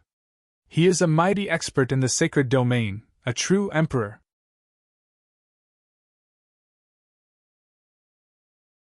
Chapter 1195, Imperial Descent. Chapter 1195, Imperial Descent. Proofreader Papatonks. Whoosh. Under a clear sunny sky, the 6 disciples of Ruby Cloud Sect were the only ones flying. The leader had a nice face, but the grimace ruined her image. The head senior sister looked angry all the time. These past 3 days one looked worried. Senior sister, aren't we going too fast? There's been no sight of junior sister all this time. Maybe she's lost? Humph, a spirit king is beneath her, but she can't catch up. She must have been playing around since it's her first time outside the sect. Why do you care? Fang Min spat with venom. The disciple's heart shrank but still tried. Yeah, it's her first time this far from the sect and might not know the way. Should we leave her some signs to follow? You talk too much. Fang Min barked. That girl's so tough now, so why would she need your care? Are you leaving signs so the enemy can find us instead, is that it? The girl shrank under her senior sister's harsh stare. Fang Min glared at her, then looked back ahead, brooding and furious as they went on. Boom! A sudden pressure came out of nowhere over them and their flight was cut off. Falling to the ground, an aged voice laughed from everywhere. Ha ha ha, you think I need some signs to find you? Whoosh! 50 men in black landed before them, with 20 spirit kings among them. Their leader wore black, his scary eyes making the girls tremble. Imperial descent, he's an emperor! Fang Min gasped, full with dread as she looked at the older man.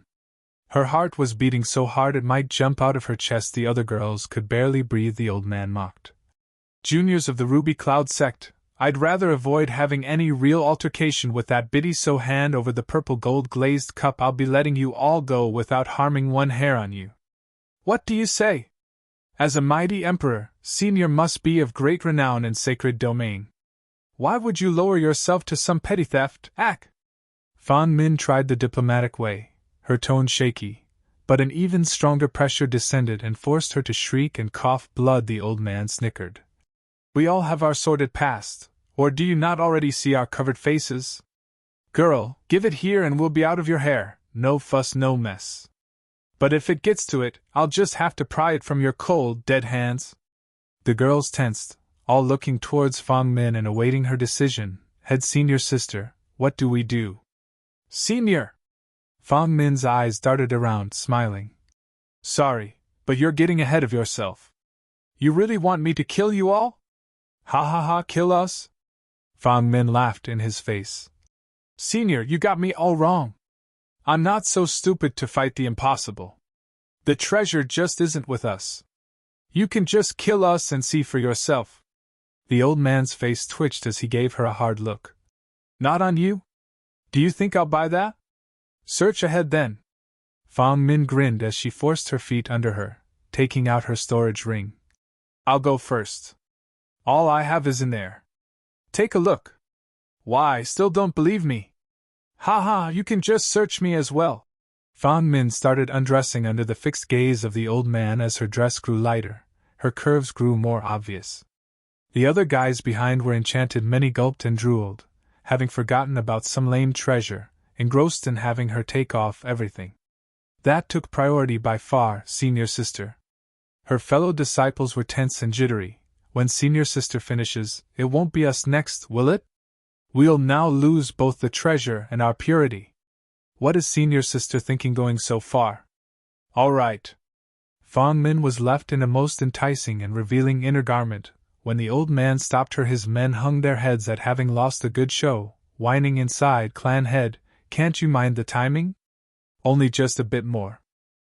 I know you're withered, but you could at least think of everyone else. The old man already believed this last somewhat for going so far, not even bothering with the throne ring as he shouted. I'll believe you for now, but if you don't have it, who does? My junior sister? Your junior sister? Junior sister is the strongest, so the treasure can only be in her care. We're nothing but bait. Even if you kill us, you won't get anything out of it. Fang Ming held out her head. The old man looked back at the previous leader, and he attested. Clan head, the strongest girl is indeed not here. They must have split up and had her deliver the treasure. Where is she? The old man fixed his gaze back on Fang Min. Speak and you may go. Otherwise. Fang Min paused. 3 days ago, after the attack, junior sister took a different route, just to be safe. I have no idea where she could be by now. You could just trail back and maybe still find some clues. Find some trackers and get me her direction. The old man's piercing gaze never left Fang Min. Girl, lie to me and I'll be back at any time to send you all to hell. Let's go! He shot into the sky, gone like the wind. The rest gulped and gave the 6 pretty girls one last look before leaving as well. Even with all the danger gone, the girls still looked to be in despair. Getting dressed again, and picking up her ring, Fang Min had a smile of utter scorn on her face. Humph, here's what you want, you old fart. Come and get it. Senior sister, are they gone? Will they come back? One girl was still shaken up from the deadly pressure. Even now Fang Min grew grave. Yeah, once he finds junior sister doesn't have the purple gold glazed cup, he'll be sure to storm back. Sisters, we're detouring to Miss City. Leave not a trace of your energy on your way so they can't find us. Yes, head senior sister. They all cupped their hands, but then one girl shyly said, What about little junior sister? When they do find her, that's her problem. It was either sending them after her or us dying instead. What would you prefer, her or us? Fang Min snapped a cold glare on her, shutting her up. She had a cruel smile as she then took the lead, all the rancor eating her up these past days gone. Girl, you won't be missed, humph. 5 days went by, with the girl carrying on her back a thin man and taking a totally different path from Fang Min's group. In flying she spoke her worries. Chua Fan, is Miss City this way? Why haven't we met with the others yet? Not to worry, my sense of direction is perfect. Chua Fan grinned, feeling warm and gooey inside as he gazed upon her adorable and worried face. Perfect direction? Ha! Well, of course, I've been roaming the sacred domain for ages that I know it like the back of my hand. While omitting the fact I'm taking the wrong way is a different story. Rather than catch up to those third wheels, a world just for the two of us is so much better, haha.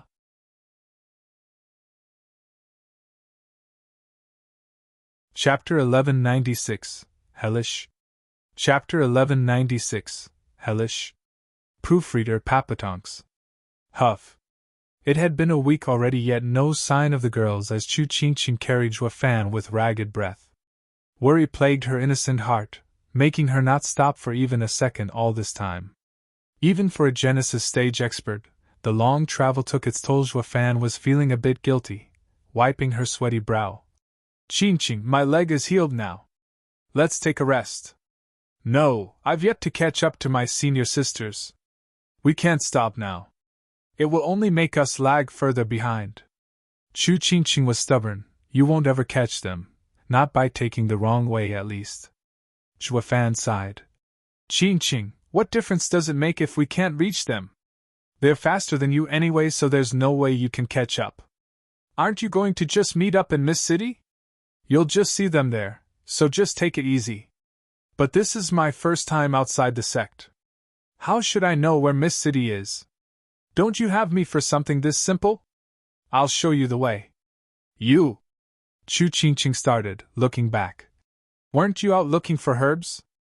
Won't I give you more trouble for guiding me all the way to Miss City? Zhuo Fan chuckled. What does it matter? I'm just a drifter. We'll just go to Miss City, then you can drop me off on your way back. Oh, then, thanks. Qingqing's cheeks went pink, thinking she would carry him back as well. Though her heart did not seem to mind it, Zhuo Fan snickered, his breath tickling her ear. You don't want to carry me? Chu Qingqing blushed harder, shaking her head. Would you carry me then? The guy was taking all the advantage he could from her back, making her flustered. Then hold me all my life, all right? Zhuo Fan spoke in an emotional and heavy tone. Chu Qingqing shuddered, her mind blanking out as she stared deep in those black and tender eyes of his. She just did not know where Zhuo Fan's confession even came from to say something like that. Zhuo Fan looked at her with nothing but love, leaned over and pecked her lips. Dong. Chu Qingqing froze solid, her mind blown away. Feeling the strange yet familiar male scent, her heart raced. With one shudder they both fell to the ground, each left a 2-meter-wide hole. Chu Qingqing crawled out of hers, panicky and blushing, looking over as Zhuo Fan held on the edge of his hole. Why, you're just toying with me again? Yeah, sorry, I just can't help it, hee hee hee. Zhuo Fan scratched his head, yet showed no remorse as he smiled. Since I took unfair advantage, why don't you do the same? I'll even let you kiss me for 10 whole minutes. I won't mind it one bit either, haha. Why, you're so crude! Chu Qingqing glared at him and walked out on him. I'm ignoring you. Qing Cheng, don't go. You don't know the way, so let me guide you. I don't need you. I can just ask someone, humph? Zhuofan snickered as he gestured for the way ahead. Chu Qingqing had lost faith in this rascal. Huffing and flying into the air in anger, Zhuofan scratched his head. Too soon? Was I pushing things too hard? Ha ha ha, guess it's not easy chasing girls. I just can't understand how Qingqing stood so loyal for 10 years and endured so much bitterness. Guess I get what I deserve now, with me doing the chasing this time. Zhuofan sighed. Let's see what I should use this time for our next meeting. Last time I was getting chewed by an eagle, so that's out. I'm in the bone tempering stage, so I can't just go after her. Whoosh. Zhuofan was going through his bag of tricks to hook girls when black streaks flew overhead and darkened the sky thanks to his meager cultivation. He was ignored by these powerhouses. Zhuofan, however, grew grave from their direction of flight. How did they catch up so fast? Qingqing is all alone, so they should be looking after those broads instead, take their stuff and just leave. So why are they here again? Casting blame? Zhuofan vanished the next second. Damn it, they even have an emperor with them. I won't be able to hide this time. Chu Qingqing kept flying and cursing in anger. Rotten, evil Zhuofan, you only know how to toy with me. Senior sister was right, there's no trusting any man. They're all evil. Boom. A resounding boom echoed, followed by an unearthly pressure slamming into her and sending her crashing into the ground rumble. An even bigger explosion echoed as a crater half a mile wide sprouted, kicking up dust. Chu Qingqing coughed blood and looked pale. Men in black landed in her sights, the leader being an old man. Her? She doesn't look like anything, yet she killed 24 people? Clan head, don't let her cultivation fool you, she is a freak. The ex-leader whispered in his ear. Chu Qingqing strained her waned face, only to cough blood again. Why you again? Girl, hand over the purple gold glazed cup, or I'll give you a fate worse than death. Purple gold glazed cup. Chu Qingqing looked confused. I don't have it, but I wouldn't give Ruby Cloud Sect's treasure even if I did. The old man scoffed. Very well. Bam! Chu Qingqing was sent flying from a kick to the gut. She jerked and coughed more blood, mixed with her innards. How weak, just at Genesis stage. The old man frowned, looking back in doubt. Is she the same expert that had you scared out of your minds? I don't see it. The man's face twitched, hanging his head. Clan head, maybe she's not herself today, up on bricks. Pa! The old man smacked him hard. You think it's funny? The old man snorted. The other man lowered his head, cursing Chu Qingqing to high heaven. Damn girl, where has all that fire gone? Give me something, even a tenth, so that I can prove to clan head my mission failed for a very good reason. As it is now, I'm only being rebutted. There's no way we can prove our failure now. I'll deal with you later. Yes. The old man glared at him before turning to Chu Qingqing. The ex-leader looked like a kicked puppy. On the verge of crying, the old man reached the girl and raised his foot.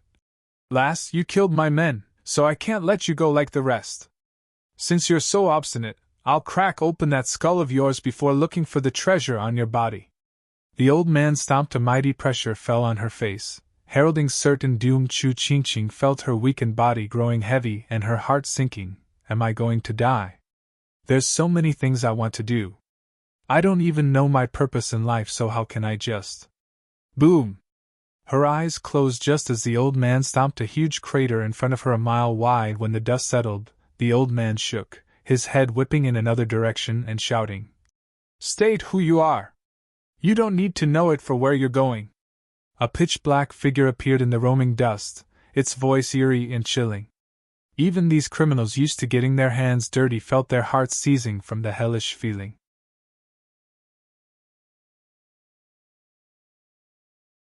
Chapter 1197, Imperial Mark. Chapter 1197, Imperial Mark. Proofreader Papatonks. All heads turned to where the wind blew on edge. Even the old man was cautious, taking back his foot when all dust cleared, they saw a thin man holding a barely alive Chu-Ching. The men in black gasped. He saved her from under clan head's nose without any of us noticing anything. He's a true expert. The old man's eyes shone, his voice low. At least it makes my trip worthwhile knowing there's someone that can take me on. Zhuofan traced Chu-Ching's unconscious face, looking dark as he turned to the rest.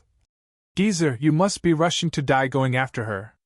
Humph, pretentious fool, at least you have skill to save someone from my attack. Though having an unconscious girl weighing you down won't be of much help. Whoosh. The old man looked smug with his smile, but then he heard whistling sword waves, instantly ripping apart 10 spirit kings, so fast. Everyone gasped in fright. The old man froze as well, unable to believe what he saw. How is his sword energy so fast that I couldn't even see it? It's beyond even sword Emperor Ao Chengtian's Imperial sword wince. What the hell are you? The old man finally revealed fear in his voice for the first time. Zhuofan grinned, with the ex-leader in black exclaiming, Now I get it. Clan head, he had to be the one who struck us before, not the girl. He's the monster! Bam! His head got split in two like a melon. Zhuofan smiled. Who sent you and why? They all gulped, the only sound in the deathly silence. The other men were horrified, glancing at the clan head for any signs of what to do. The old man was sweating now, thinking of a way out. Zhuofan shook his head. Since you can't even answer, I have no further use for you. Heaven sealing sword art, space seal! Zhuofan flicked his hand and the space took on a cold glint, with all of the others stuck in place. What is this? A spirit king? Their hearts jumped in their chests. The elder looked grave, barely budging even as an emperor. With his movements slowed down so much, he began to feel the danger. He's no average spirit king to be able to freeze fellow spirit kings and even an emperor. Just what is he? Why haven't I heard of anyone like him in all my years in sacred domain? Zhuofan grinned. Well, feel like talking now? You can opt for silence, but there'll be nothing left of any of you to even bury you. Who was it that said she's weighing me down? I don't even need to go all out against the likes of you, ha ha ha. Zhuofan drew out 2 fingers, the air warping from the violent forces gathering at the tips. Wait! The old man shouted in a panic. I'll talk. I don't think Sir is from Ruby Cloud Sect, nor do I know why you got involved in this, but I don't think you'll tell me either way. But still, no one wants to butt in the issues of the 8 emperors, I reckon. Zhuofan nodded. The old man looked relieved at his attitude. We are under the demonic emperor, tasked to go after the Ruby Cloud Sect disciples and get the purple gold glazed cup. The treasure auction in Mist City has a map of the Nether Sea that everyone wants. It points the way to the Nether Sovereign's home, with the promise of becoming a sovereign, or at least a saint. By taking the Ruby Cloud Sect's treasure, it could no longer participate in the bidding, giving us one less opponent to worry about. Oh, pretty much what I figured as well. Zhuofan nodded, flicking his hand, letting the violent energy expand everywhere. The frozen people evaporated on contact. 50 experts died just like that. The old man cried in anger. What are you doing? I told you everything, so why? You did, but I don't recall ever saying I'll let you go. With a sinister smile, Zhuofan said, You hurt Qing and expect to live? Ha! The old man ground his teeth, his eyes bloodshot. This is absurd. I didn't want to get involved with you for fear of suffering pointless casualties. Did you really think that an emperor like me would be scared of a mere spirit king? Boom! The old man shook and flew out of the frozen space. He started making signs and golden lights spilled out of him. Imperial mark, ghost skeleton! Whoosh! The golden lights exploded in intensity, and a skeleton hundreds of meters big appeared around him. The golden lights focused then and took the form of a 4-sided seal high in the sky, encompassing the old man and the skeleton. Zhuofan watched it all with a cold eye and a smirk. This was a skill particular to emperors, using one's soul and control of space to form the imperial mark, unstoppable and disregarding all spatial laws. Once the seal fell, the land would break along with any spirit king that tried fighting it. The soul's character would also be shown its full potential inside the Imperial mark as well. The old man's soul was a ghost skeleton, of Yin in nature, making the attack have an even harsher effect on souls. The moment the golden seal appeared, spilling light everywhere, Zhuofan shook as he heard howls of wraiths within his mind. It dazed him for a moment, with his body wobbling. Humph, nothing but a spirit king. You can control space, but can you take on the Imperial heavenly brilliance? The old man was out for blood, shouting as the golden seal came down on top of Zhuofan. Rotten cretin, I'll make mincemeat out of you, now while your mind is hazy. Apocalyptic thunder flame. Zhuofan's left eye flared with black flames, while deep in his soul, thunder flames sparked to light. The golden glow met with a sudden blackness, erasing it and making Zhuofan's eyes shine. Looking up at the incoming golden seal, Zhuofan grinned. His right eye shone in two golden halos. Humph, the Imperial mark might be unstoppable, but even it will suffer before my thunder flame. Divine Eye of the Void second stage, thunder flame void annihilation. Whoosh! A dreadful black beam of flame shot at the golden seal. The old man cried out. What is that? Boom! The black flame smashed into the seal and availed itself of the void annihilation's power to enter the newly formed 1/2 meter wide and hundreds of meters long hole. The old man spurted blood and paled, proving that the Imperial mark and he were connected, making him suffer when it was damaged. What was worse, the black thunder flames didn't rest with only punching a hole in the seal, eating away at the remains as well. Ah! With an unearthly howl, the man screamed from having his very soul eaten away. The pain had to be excruciating, enough to make one go insane. He was constantly pleading for mercy, yet Zhuofan just stood to the side and watched as the seal was burned to nothing. The old man wailed in pain down to his last breath, his face twisted and horrible. It was a testament to a most gruesome death no one would wish upon anyone. I didn't use the decimating sword art on you as well because I needed your body intact. Zhuofan walked over to the twisted body, chuckling. He hooked his finger, and a head landed in his palm.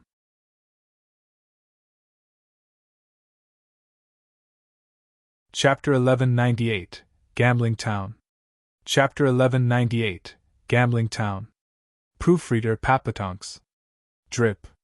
The downpour had soaked the land, washing away the blood and filth, leaving no trace behind of the atrocity that happened, while giving the air an earthy scent. In a damp cave, with water dripping from the stalagmites, the girl laying on a stone bed muttered as she woke up. Where am I? Oh, Qin Cheng awake yet? Zhuofan lit up, chuckling. I can't believe how I ended up saving you in the end. Shouldn't you pledge endless devotion now? Ha ha ha. You saved me? Chu Qinqing was confused, trying to recall the fuzzy details. Then it all came to her in a flash, looking at Zhuofan with suspicion. How did you save me? They had an emperor and many spirit kings. Emperor, spirit kings? Zhuofan shrugged, putting on a clueless look. I didn't see any. Didn't you just leave me behind? As I tried catching up with you on the ground, I saw you lying unconscious. So I carried you here to nurse you. I never got to see anything. Chu Qingqing's eyes grew hazy. Strange, they were so ruthless, clearly wanting to kill me. I still remember that foot about to crush my head before I lost consciousness. Did they just let me go after finding I don't have it? Chu Qingqing turned to Zhuofan, as if in question. Zhuofan shrugged, smiling cluelessly. Chu Qingqing thought long and hard but still couldn't find an explanation. So she resigned to being fortunate to have come out alive. Now she just had to catch up to her senior sisters. She just got up to her feet when she felt her waist in pain before slumping back down. Zhuofan jumped to help her. What is it? Take it slow, Qingqing. I have some bad wounds and can't move very well. Chu Qingqing winced and took a red pill from her ring. She ate it and sighed. Now it'll be a miracle if I get to Mist City on time, let alone catching up with the others. Zhuofan smiled, his mind calculative. Did you forget about me already? Last time you carried me, so now I'll carry you. You? Yep. With you unable to fly, my running has to be way better than being stuck here, right? Chu Qingqing yelped as he up and put her on his back, taking a long whiff of her scent while plastering a smile on his face. "Oh, my wife's smell is so unlike everyone else's. I'll be sure to engrave it in my memory, to hold it close to the end of days." Bam! Chu Qingqing smacked his head, blushing hard and chiding. "Cut that out! I am not your wife." "Yes, you are. Miscreant! Maybe not now, but you soon will be. You can never escape from me, hee hee hee." Zhuo Fan held on to Chu Qingqing's supple legs and lifted, eliciting another pleasant yelp from her before he started walking. Chu Qingqing glared at this rotten man, but for some reason, her heart just wouldn't match her thoughts. His wide back called to her to just rest on it. As a strong girl, she, of course, pushed through the thought with sheer determination. Despite her heart's constant hammering in her chest, Zhuo Fan carried his darling, asking about her life till now. "Qingqing, who gave you that name anyway? It sounds so nice, like those kingdom-toppling beauties. Is father-in-law a Chu?" "Stop that nonsense!" Chu Qingqing blushed again, but she replied still. "Master named me when she picked me up. I heard that the ground collapsed just as Master passed by, revealing these characters, thus taking me and naming me after them." "Oh, I see." Zhuo Fan nodded. "That old man from my soul was very thoughtful for me. To make sure I found Qingqing, he left clues of her birth, but—" "And your parents? Didn't your master find your parents?" Chu Qingqing lowered her head, sighing. "Master said I don't have any, that she only found me alone. I always wanted to go out and find where I came from when I left the sect. Any idea where to begin?" "None." Chu Qingqing shook her head. Zhuo Fan's eyes shone, his mind making the right adjustments to the plan. "Then leave it to me. I will make it clear as day." You don't believe I can do it?" Zhuo Fan raised an eyebrow, smiling. "I've been roaming the world for so many years, and where I lack in strength, I made up with knowledge in spades. They don't call me an information broker for nothing. There's not an obscure rumor or far-fetched myth I didn't hear. The demonic emperor's high treachery or the enchanting empress's twisted love life throughout the ages. I know everything." "Pa!" His head snapped to the side from the blow as Chu Qingqing yelled at him. "Don't you dare vilify my master! Why would I even want to? While the crone is hardly amazing now, back in the day. You're still saying that? Fine, I'll stop. It's not like we all haven't been rash and reckless in our youth." Zhuo Fan smirked, feeling gloomy inside. What's so great about that biddy anyway? Something's definitely off here, just taking Qingqing to the sect and raising her. I'd better get those guys to look into what went on a century ago. Zhuo Fan walked on, his mind on different matters. Chu Qingqing saw him silent and asked, "Are you angry?" "Oh, not at all. I could never be angry at you." Zhuo Fan beamed. Chu Qingqing brightened and her heart swooned. In her joy, her head leaned on his back. At peace and happy, Zhuo Fan caught her look and was just as content. Zhuo Fan walked with Chu Qingqing on his back for 7 days before she finally got better. She could pretty much walk on her own and be off on her merry way, but these short days had worked to get the destined couple to grow much closer, as well as Zhuo Fan's persistent demand to guide her. Chu Qingqing thus let him do what he wanted. With some reluctance, she ended up carrying him as they flew. Reaching the gates of Mist City 3 months later, the two entered the bustling city hand in hand. Everything drew Chu Qingqing's eyes, amazed at any sparkling or cute thing, being her first time outside the sect. Zhuo Fan acted natural, except for that eerie light in his eyes. Qingqing, Mist City is known as Gambling Town in Sacred Domain, with a gambling game at every corner of every street. In the city center, the treasure-hoarding palace took the best spot of all gambling dens. The treasure deal you are all here for has to be held there. This is a gambling town? Isn't it 7 Treasures Sect's domain, where deals are made? It is, but the sect leader is a renowned gambler, dubbed the Gambling Emperor, making the deals made here resemble gambling. When conducting business with him, you either lose or he loses. There's no such thing as mutual satisfaction. What? Chu Qingqing gasped. No fairness? Who on earth would bet with him for anything then? As one of the 8 emperors, who'd win against him? Zhuo Fan smiled. A true gambler knows when to accept a loss. Or there would never be anyone willing to risk gambling against such a man if there's not a chance of winning. A gambler would be down without a buddy to gamble with. That's why the gambling emperor is only letting luck decide. Regardless of the loss, he'll never go back on it. This is the rule of all gambling. The moment he breaks it, no one will ever come to his town ever again. Chu Qingqing nodded and then her eyes shone. Chuafan, have you ever bet against him? Ha ha ha, nah, it can't be. Why would he bet against someone like you? And you don't look to be having anything worth his time either. Oh, I did bet. Chuafan's eyes flashed. I offered a heaven-grade cultivation method for his heaven-grade martial art, and won in the end. He ended up crying 3 whole days before he finally gave me the martial art. Chu Qingqing gave him a long look. A bone-tempering cultivator with a heaven-grade cultivation method betting for a heaven-grade martial art? If you're going to boast, make it believable. Reading her like a book, Zhuofan held her gaze before finally chuckling. Qingqing, can't believe you fell for it. Without me around, I fear someone's going to cheat you out of your spirit stones. Ha ha ha. Why you tricked me? Chu Qingqing gaped, then started chasing Zhuofan around. He played along, enjoying the rare moment. Qingqing, what are you doing?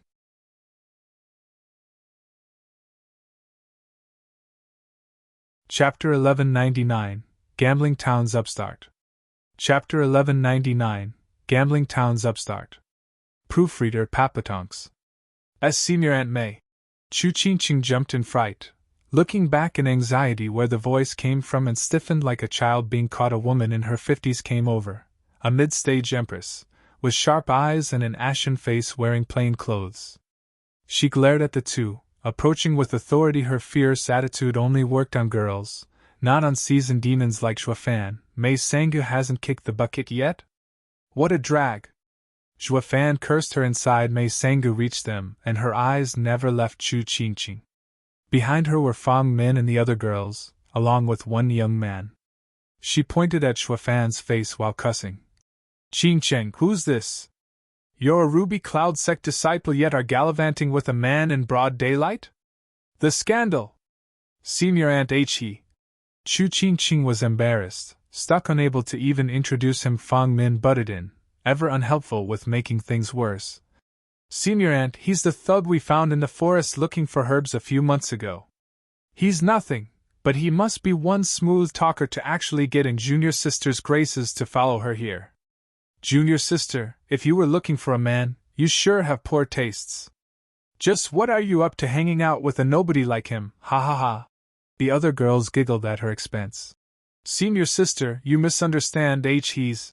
Chu Qingqing rushed to explain but got stuck again. Mei Sangu rushed.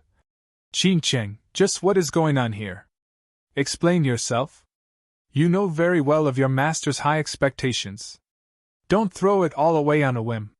Senior Aunt I? Just tell them already. Chu Qingqing kept stammering, so Zhuofan intervened, grabbing her hand and declaring, Forgive me, but she is with me now. You all better be nice to her or else. Everyone froze, their hearts shuddering from shock.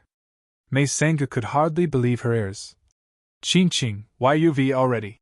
And no, we didn't do anything. Chu Qingqing blushed hard as she explained and cursed Zhuofan. What are you saying? I'm not yours at all. Could you please stop lying to everyone? What did I ever do to you to shame me so? Zhuofan shrugged. I'm not shaming you. You were mine to begin with. Be it now and forever, no one can take you away from me. Chu Qingqing gave him a long look, still distressed and red, but his bold declaration touched her. Ha ha ha, a bone-tempering punk goes after a Ruby Cloud Sect disciple? Not even the last dead girl will be a fit for you. Humph, she's way out of your league. Fang Min laughed, throwing him a despising look, then turned to the handsome youth. Asheng, are the Sword Cloud Palace disciples allowed to have affairs with bugs? The youth smiled condescendingly. We aren't fools to resort to such absurd means. Or does Junior Sister think she is only fit for this guy? Well said, Junior Sister must surely know her worth, ha ha ha. Fang Min loved to mock the two. Chu Qingqing hung her head with guilt, tears flowing. Mei Sangu sighed and pulled her shoulder. Come with me, girl, you shamed us enough as it is. You're to reflect long and hard when we return. Chu Qingqing followed out of instinct. Qingqing, it's fine. Just come find me if you need anything. I'll never let them touch a hair on you. Xue Fan shouted after the two. Fang Min mocked. Boy, you're so yellow on the inside that you're now running your mouth? You call that skill?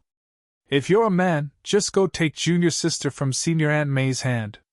Oh, look who I'm talking to. Of course if you do that you'd end up flattened with senior aunt's temper, ha ha ha. Brother, may I know your name? Xue Fan only addressed the youth next to her. The guy was surprised, then sneered. I am Su Jinxing. What may I do for you? Nothing much, just meaning to give you a word of advice. Xue Fan snickered. Catching a woman's heart is like looking for a needle in the haystack. You have to grasp what she values. Your approach won't get you anywhere, ha ha ha. Xue Fan left him to digest that tidbit. While Fang Min and the girls stood there stunned, Fang Min asked, What did he mean by that? Probably nothing. Su Jinxing was out of sorts, making a random excuse, while his heart was in awe. He doesn't look like it, but this guy's like a love doctor or something. Go after what she values. It makes perfect sense. He butted in just now so the junior sister would be at odds with both parties, having no choice but to go with him. What kind of person would ever want to live their lives under constant nagging? This was a clear tactic of taking advantage of the situation to get the girl to his side. They could just elope later on, absolutely brilliant. But what's the point of getting the girl to follow him, when he hasn't got the skill to fight back the Ruby Cloud Sect's hunters? If he can handle them, why resort to dissent? He doesn't look like the reckless and impulsive type either. Su Jinxing couldn't figure him out. Fan Min and the girls gave him odd looks. What's with Ashing? He's been out of it just from a couple words from that guy. How peculiar. Mei Sanggu brought Chu Qingqing to a tavern in Mist City, where she interrogated her over what she went through. You're saying that you've been hurt badly and he guided you here? You were just using him to show you the way, and that's all there is to it? Senior Aunt, that is it for now. What's that supposed to mean? Don't tell me later you. Not at all. Chu Qingqing shook her head and Mei Sanggu finally sighed. I hope so, Qingqing. You are the favorite disciple of my senior sister. Don't do anything that will bring the sect shame. Since it was just a misunderstanding, we can let it go. But next time, you are to stay clear of men, understand? Yes. Chu Qingqing squeaked. Mei Sanggu gestured for her to leave. Go and get some rest for 2 days. In 3 days, the exchange gathering will commence. We have to get the Nether Sea map. Yes. Chu Qingqing was downcast as she left, with Mei Sanggu sighing from behind. Girls yearn for love. We better find them a betrothal instead of having some egotistical cheat toy with them. Xue Fan held a green jade slip, following the map inside to the center of town, to a large courtyard guarded by 2 Genesis stage experts. This is the place. Xue Fan's eyes shone. The 2 guards blocked him as he tried going inside. Halt! Only honored guests of Mist City stay here. Laborers have no place here. Step aside, I'm one of them. You! Sizing him up, the 2 mocked. Have you ever seen some bone-tempering bug treated as a guest? I'm from the Luo clan, now move. Luo clan? The 2 started, but their disdain of Xue Fan never diminished. Kid, now you're trying to scare us? The Luo clan became an honored guest only a month ago. They squandered billions of sacred stones and earned our city lord's personal invitation here. They have many experts, of which over 20 spirit kings. Yet you're saying there's also you somewhere in there? Xue Fan's face sank. Then just call someone from the Luo clan and it will all be made clear?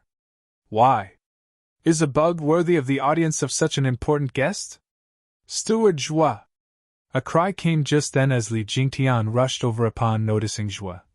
Steward Zhua, you're finally here! You almost made my heart stop with your year-long disappearance. Ugh! The guards blinked in stupefaction, a silly smile on their faces. Surly, why you know him? He is the Luo clan's head steward. Be nice to him, or any slight done to Steward Zhua is a slight to the entire Luo clan. We'll be sure to settle this debt. Li Jingtian gave them a tongue lashing and grabbed Zhuo Fan's arm with a smile. Steward Zhuo, we did as you said in the jade slip and spent a ton of money without a care. We almost bought the whole town, ha ha ha. Good, in 3 days, at the treasure gathering, we must succeed. Zhuo Fan's eyes shone as he left with Li Jingtian. The 2 guards were still staring with goony looks, their faces twitching. What's a powerful clan doing with a bone-tempering nobody for a head steward? From the looks of Surly, they value him greatly too.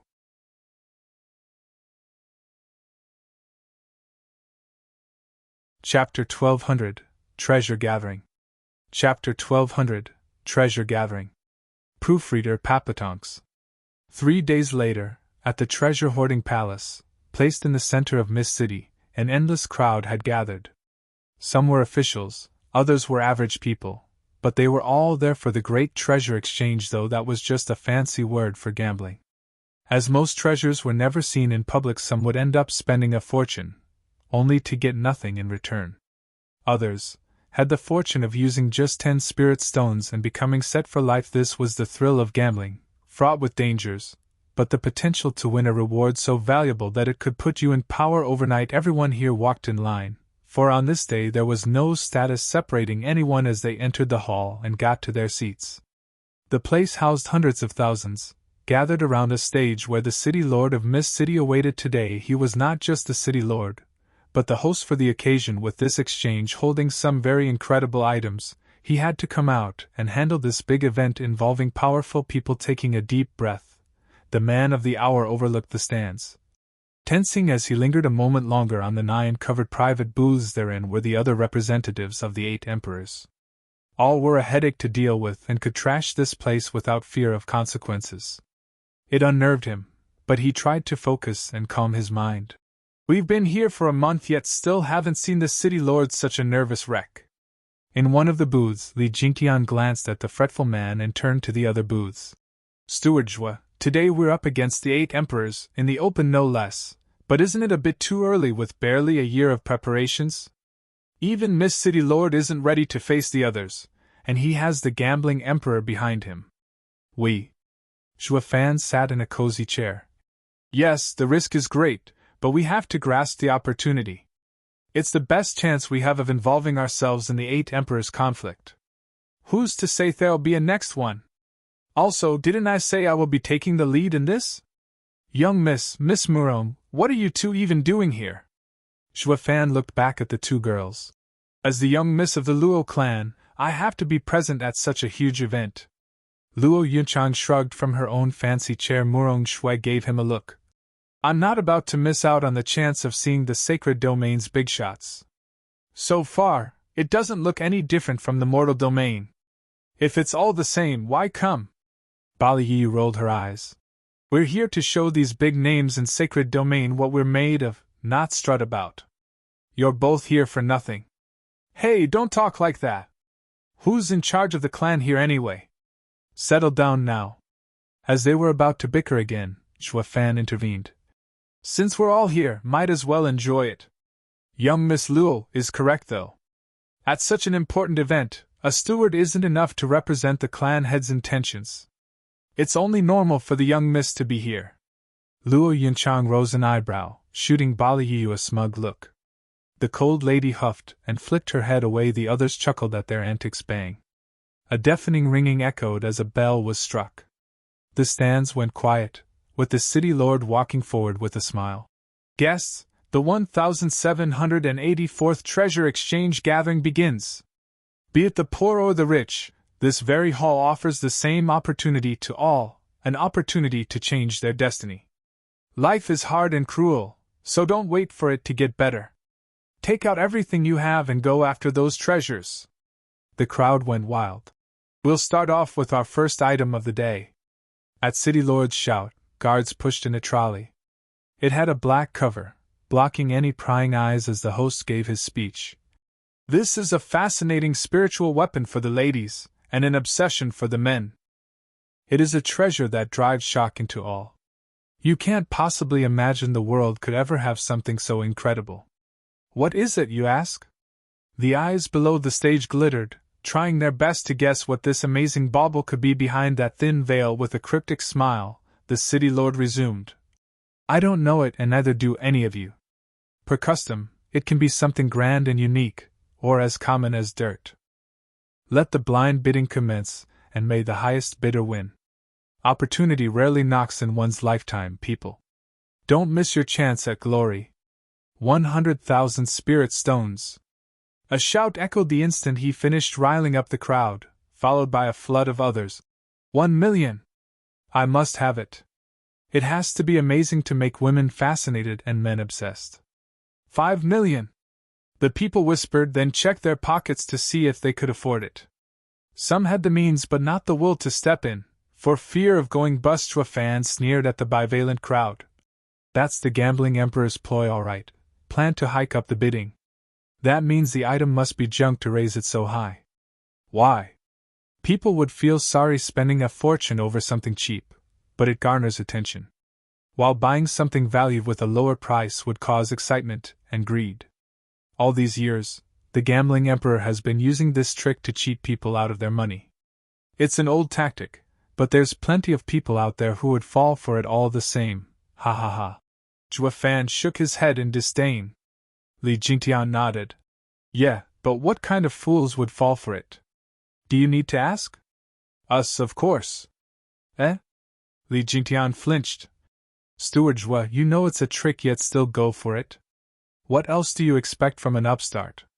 You're saying all those sacred stones you wasted the past month are to be for nothing? Zhuo Fan smiled. The Grand Eight Emperors are high up on their throne and hardly anyone could get close. The best way is to find some dumb and gullible moneybags. Who wouldn't want a friend, a pawn like that? That's how you gain value, by joining their circle, taking back what you lost plus interest. Li Jingtian grinned. Steward Zhuo, you always look ahead. Then let's bid, but what's the price at right now? 8,000,000. Then we'll add one more. 10,000,000. A shout came first before Zhuo Fan got the chance. Filled with power, Zhuo Fan's eye twitched, looking over, one of the 8 emperors. Ashing, we're not here to have some bet with the gambling emperor, nor do we have so many spirit stones. The map is all that matters. In the booth where the last bid came from, an elder with white eyebrows eyed Su Jinxing with a grave look. Su Jinxing smiled. Senior uncle, I'm buying with my own money for a girl. As long as she likes it, the price won't matter. It won't affect the Sect's coffers by a single stone. He then gave Fang Min a dazzling smile. She felt her insides tingle. Then she preened at her junior sisters. See that, my man knows how to please his girl. Envious much? Ha ha ha.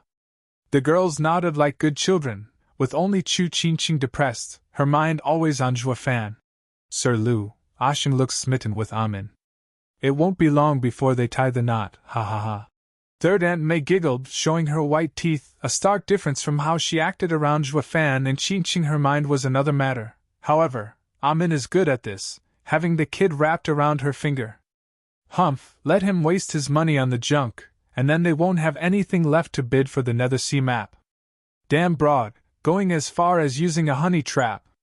The elder frowned, reading her like a book. He says he's using his own money, but isn't your pocket money taken from the sect? We're in gambling town and he should know its standards. What if you're wasting just that little bit of money? We might need to place a winning bid at the very end. How is that going to help the sect? The elder glared hard at Su Jinxing. He caught his meaning but showed no reaction. Chasing girls is pricey. That guy used the elder's nagging to make the last fall for him, then elope. I'll just use money to buy a girl's heart. Isn't that the same? And regarding eloping, bringing the Ruby Cloud Sect's head senior sister over to the Sword Emperor's sect will earn me bragging rights. Some glittering rocks can't ever compare to that. 20,000,000! Zhuo Fan shouted an even higher bid.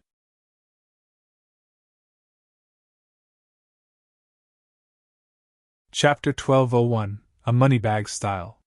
Chapter 1201, A Moneybag Style. Proofreader Papatonks. Su Jinxing's face twitched and fell, glaring at the other booth. Senior uncle, who is that? Oh, that must be the Luo clan.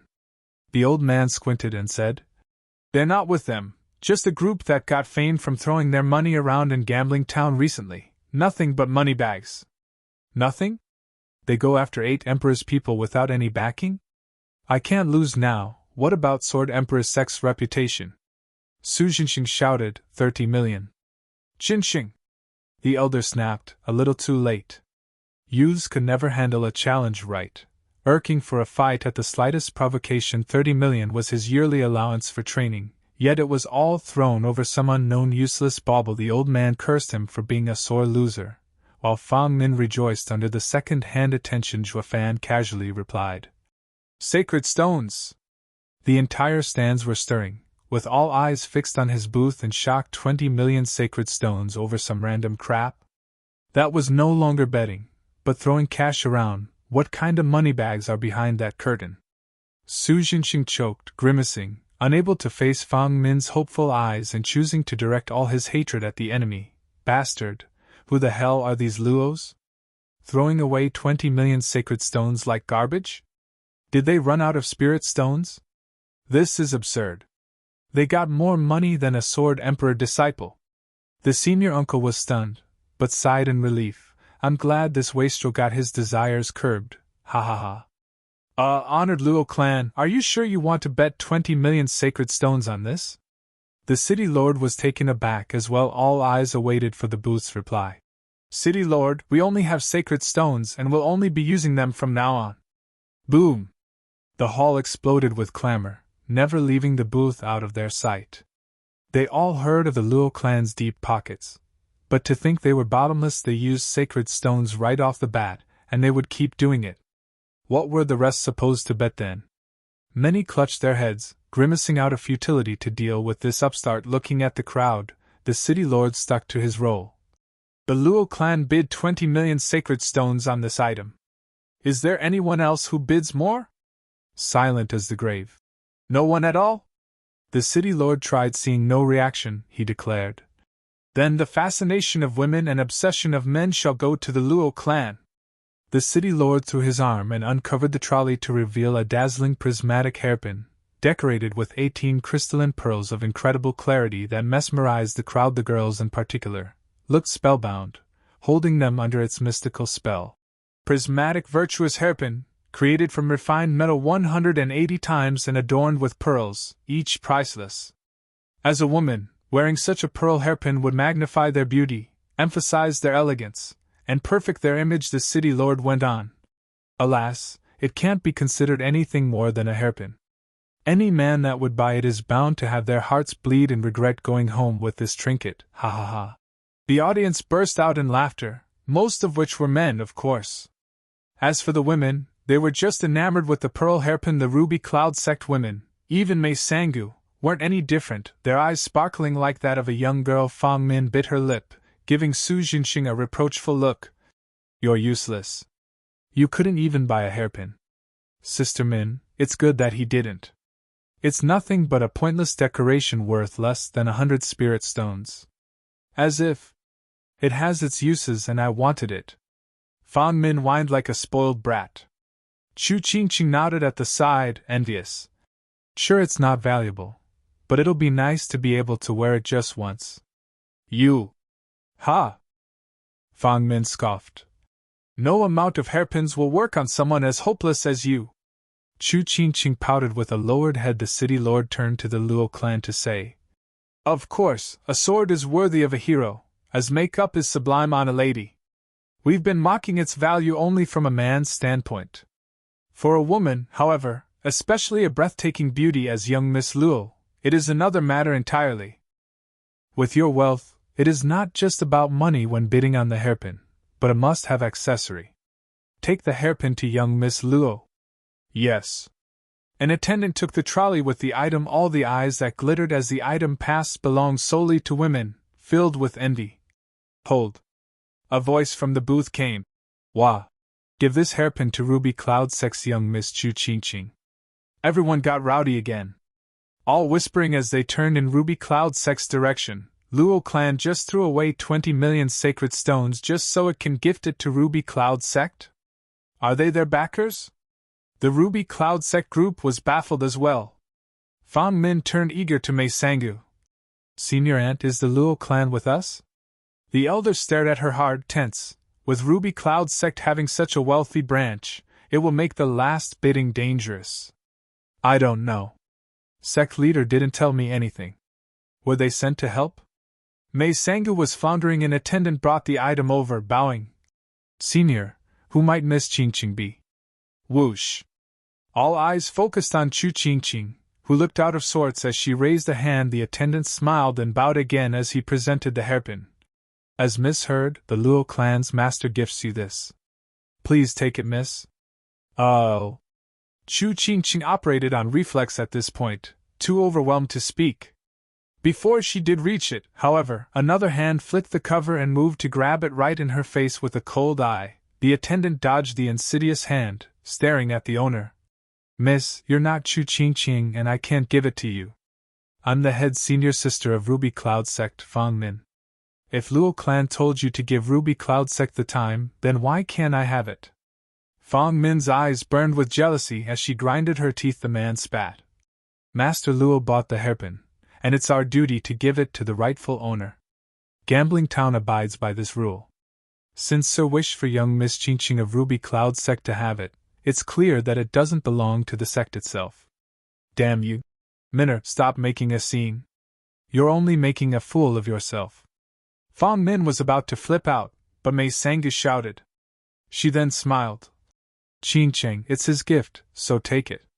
Chu Qingqing nodded with a smile, taking the item offered by the attendant and adorning the hairpin in her hair. The clothes made the man, or the woman in this case, as the hairpin blended flawlessly with the perfect girl, turning her otherworldly.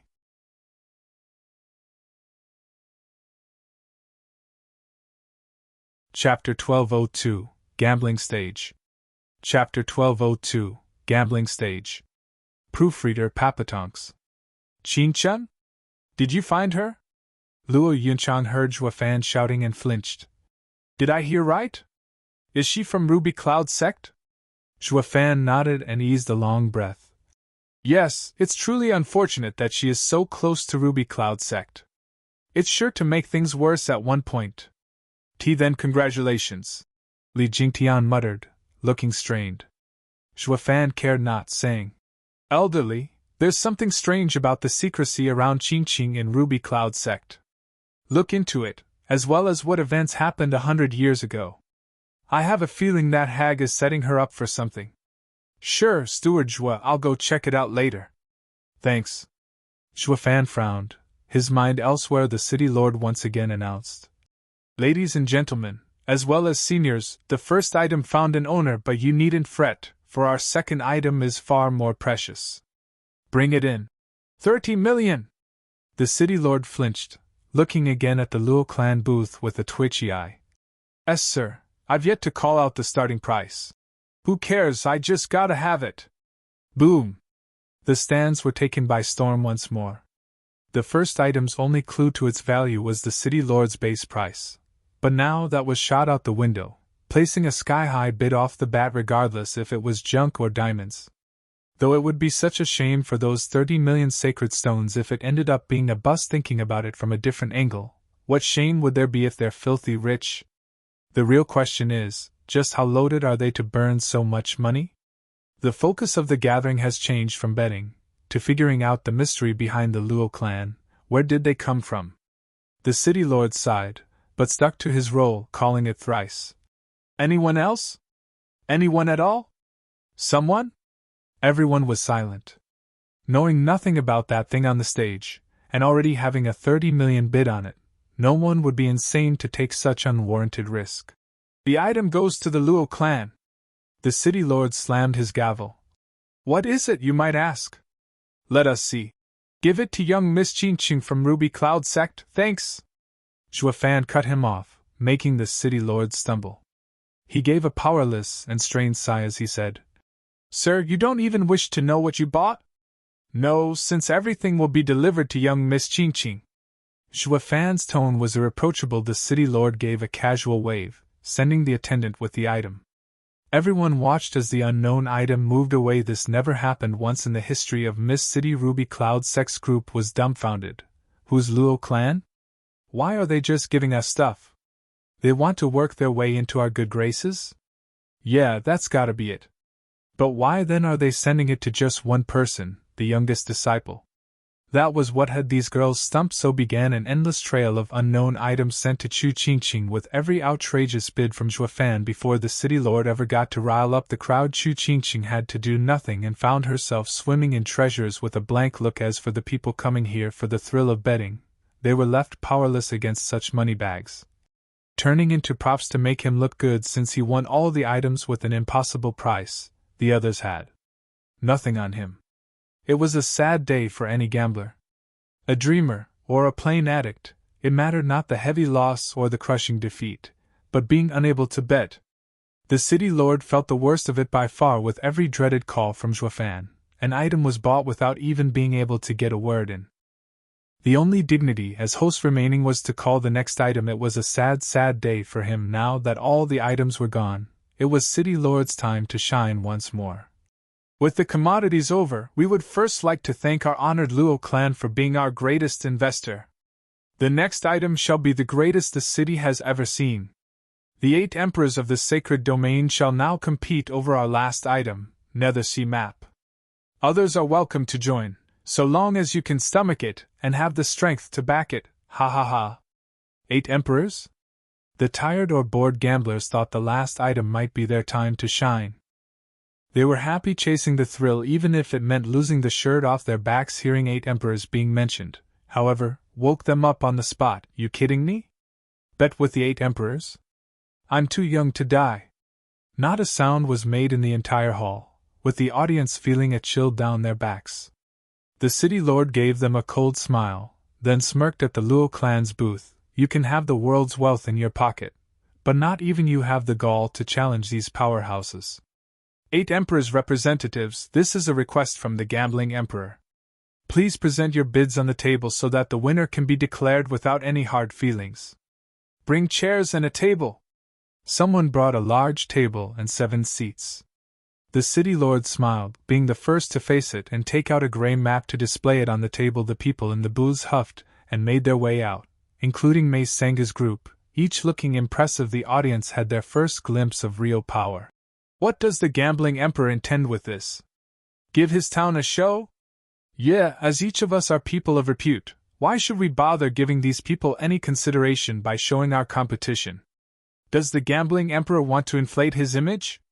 Are you planning on leading all of the other Emperor representatives by the nose? Curses and sneers sounded at the table as each representative took their seats, with their people standing behind. The city lord smiled.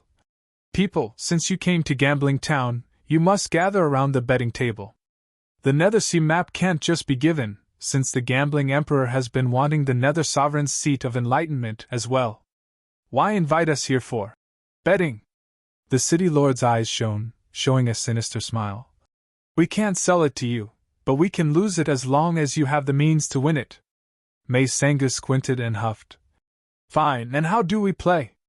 I'm sure the common games of chance are beneath such fine people, so we'll be using riddles. Guessing right makes you the winner.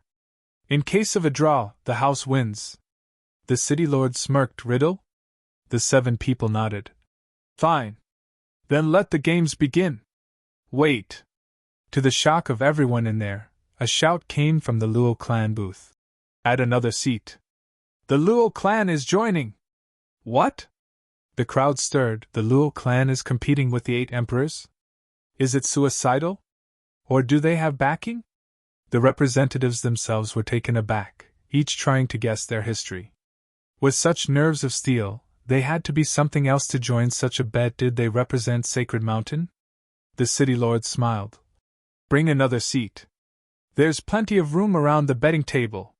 One empty chair appeared on the side of the large table. With everyone fixed on it with strange gazes, the Luo clan walked out of their booth and made their way down. Qingqing and Ruby Cloud Sect's girls gasped. You! What are you doing here? As part of the Luo clan, it's only natural that I follow young miss. Something wrong? Zhuofan beamed, walking in front. His mysterious manner gave others no means of reading him.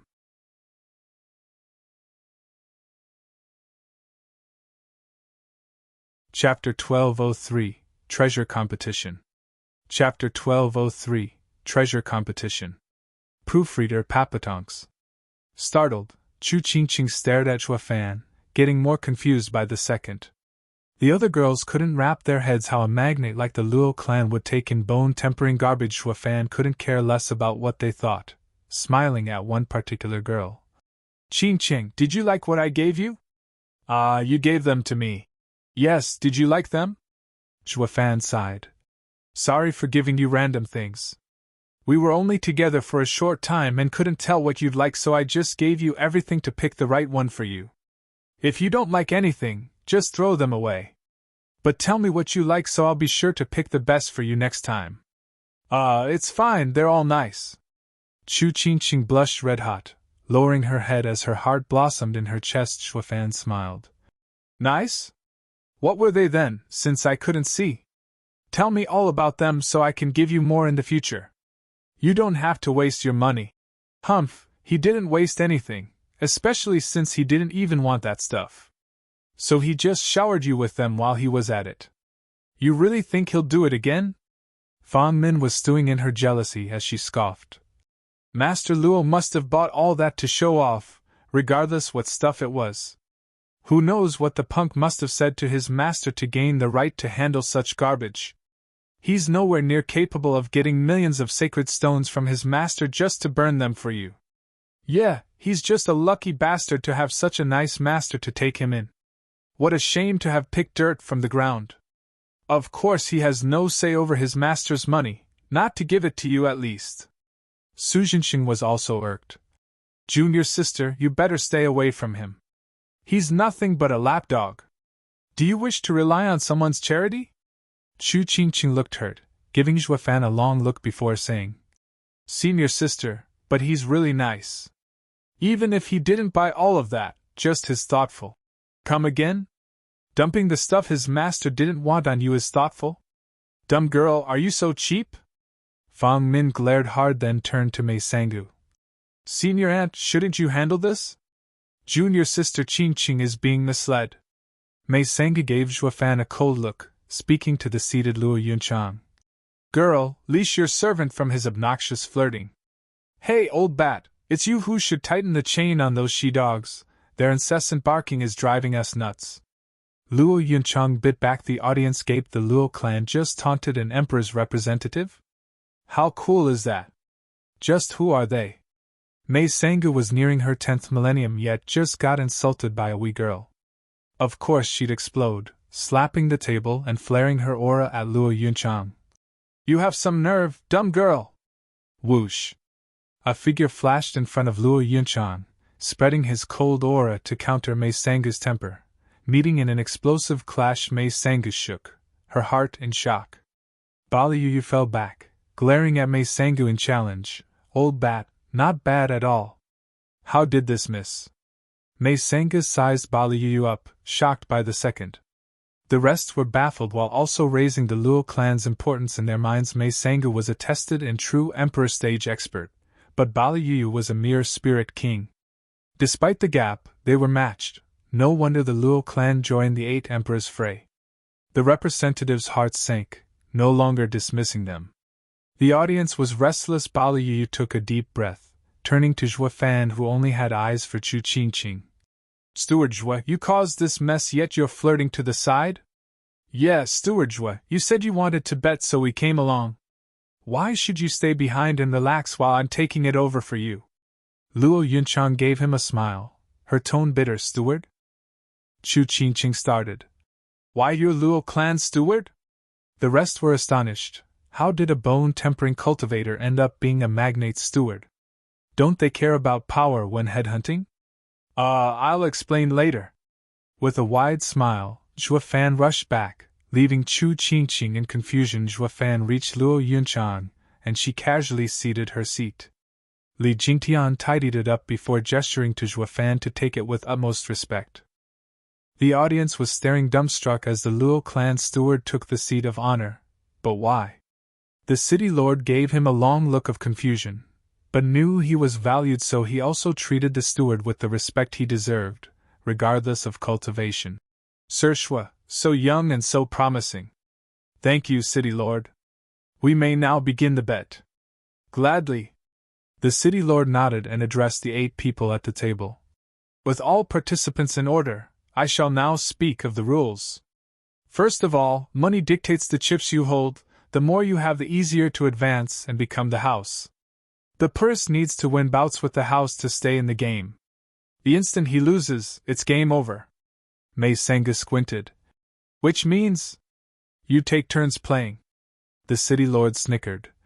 Let's say, for example's sake, that we both take our treasures. If mine proves to be worth more, then I'm the house and you have to bet against me. Win, and you get everything to bet with the next contender. Beat all the others and you'll be crowned victorious. The people gasped. So before we get to challenge you, we first have to fight among each other? That means all the treasures might end with you while we get nothing.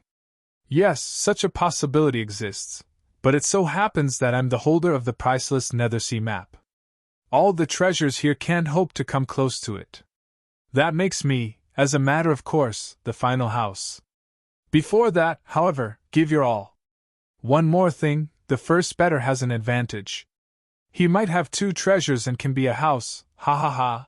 Their faces sank and gnashed their teeth. The gambling emperor was evil, getting all of them to duke it out, and still having a high chance of losing everything at the very end. The map was his and so would be their treasures. We'd get nothing.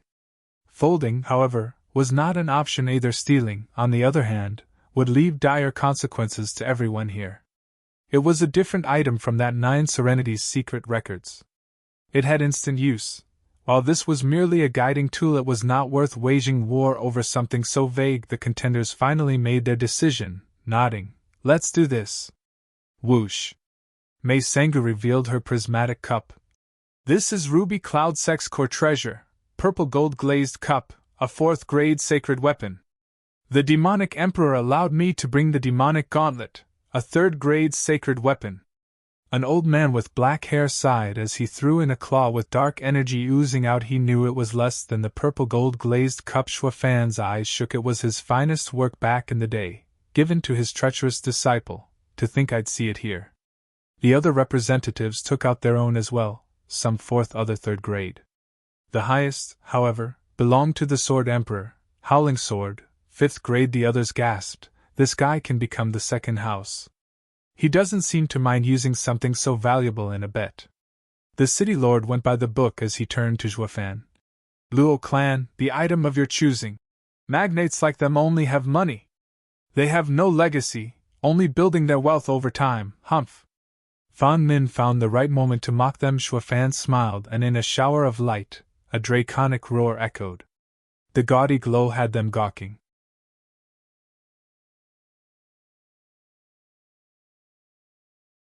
Chapter 1204 Brutal. Chapter 1204 Brutal.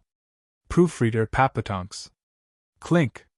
The light trailed over their heads and landed on the table, revealing the glorious and ostentatious 3-meter-long sword, with even a dragon scale on it. No less. The city lord's face twitched.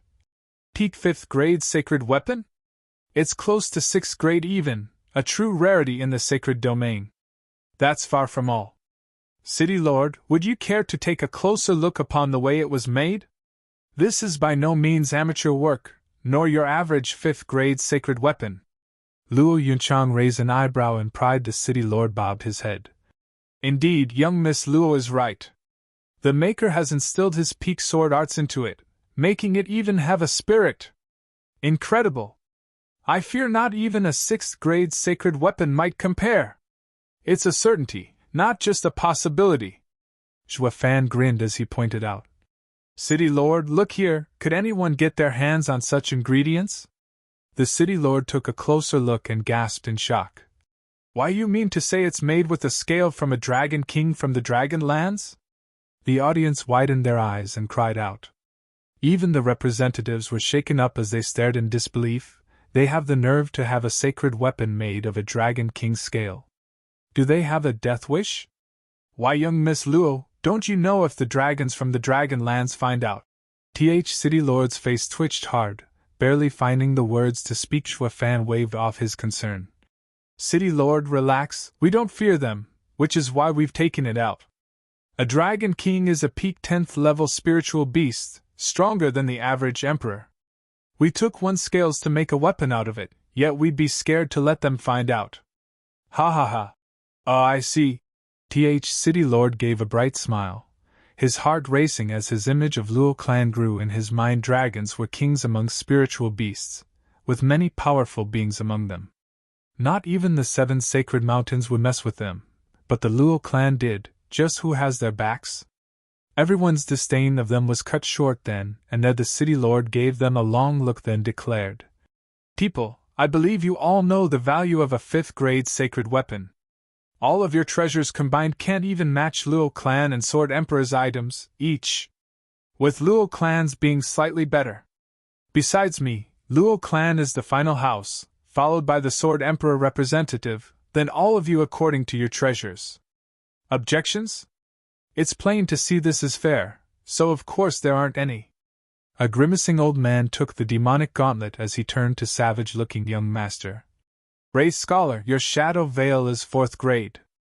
As the demonic emperor's representative, bet with me, with you being the house." The scholar had a creepy smile as he fanned himself with a ghastly fan, nodding. "Sure, I shall be happy to face Thousand-Faced Devil. You ask first."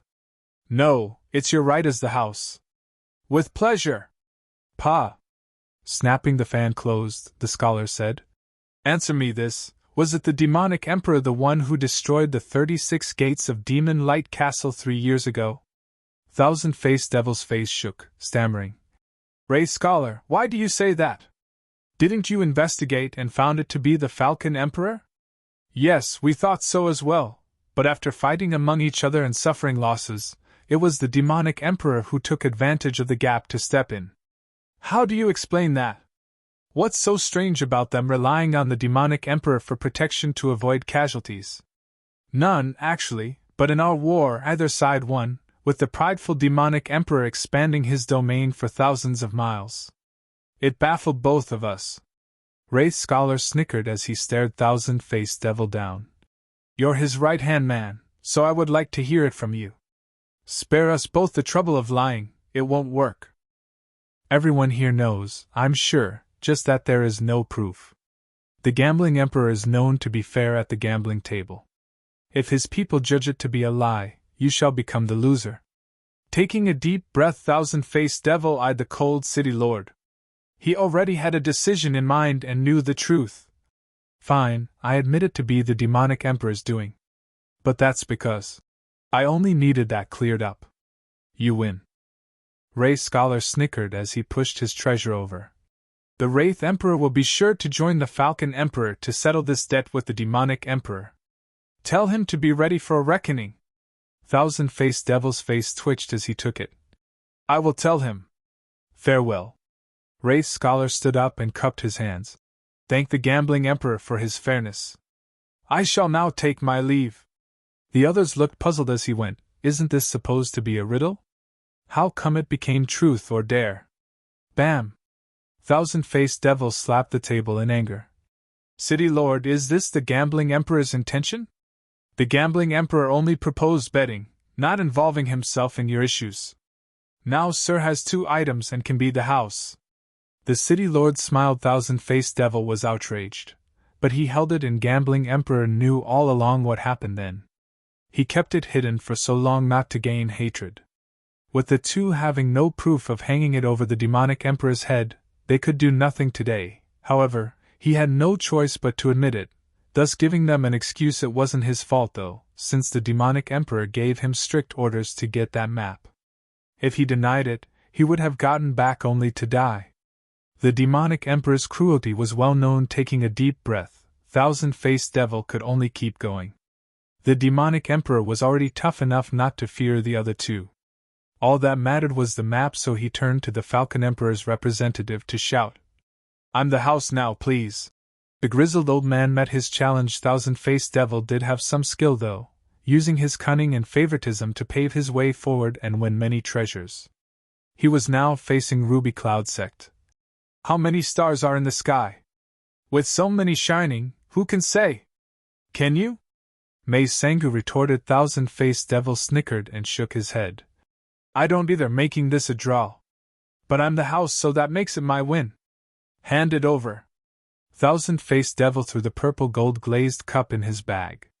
Ruby Cloud Sect's group was stumped. May Sanga stammered. Wait, I've yet to ask my question. You did, or does that not count? City Lord smiled and shrugged. Gambling town is fair.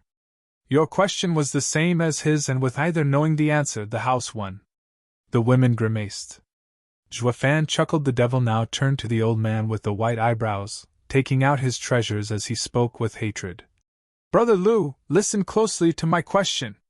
Wait. The old man smiled and said, I'm the house, so I go first. Go ahead. Guess how many toes I had on my 5,000th birthday? Thousand-faced devil looked down at his shoes, making a wild guess. 10. I've never heard of you suffering heavy wounds and shouldn't have anything cut off. The old man grinned, taking out a shoe to reveal all his 5 toes. Then his eyes shone and pointed. A bloody toe splattered on the floor. The old man sweated as he laughed. Today's my 5,000th birthday and only have 9 toes. You lose, thousand-faced devil. That's brutal. Thousand-faced devil gave him a long look, wanting to refute, but he pushed the treasure over. Fine, old man, I lost. Now Lu was the house. Even in a draw with Sword Emperor, thousand-faced devil would still lose. Kid, it's our turn. The old man wiped his brow, dragging his bleeding foot to Juefan with a forced smile. What welcomed him was a smirk.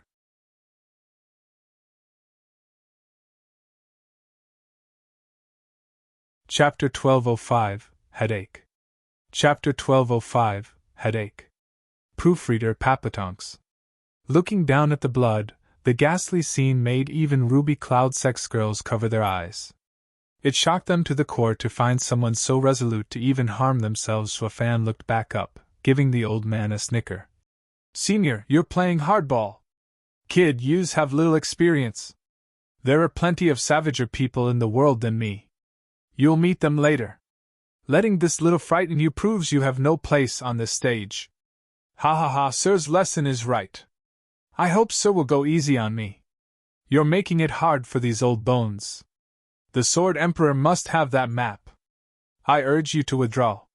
Kid, you don't understand the world of adults.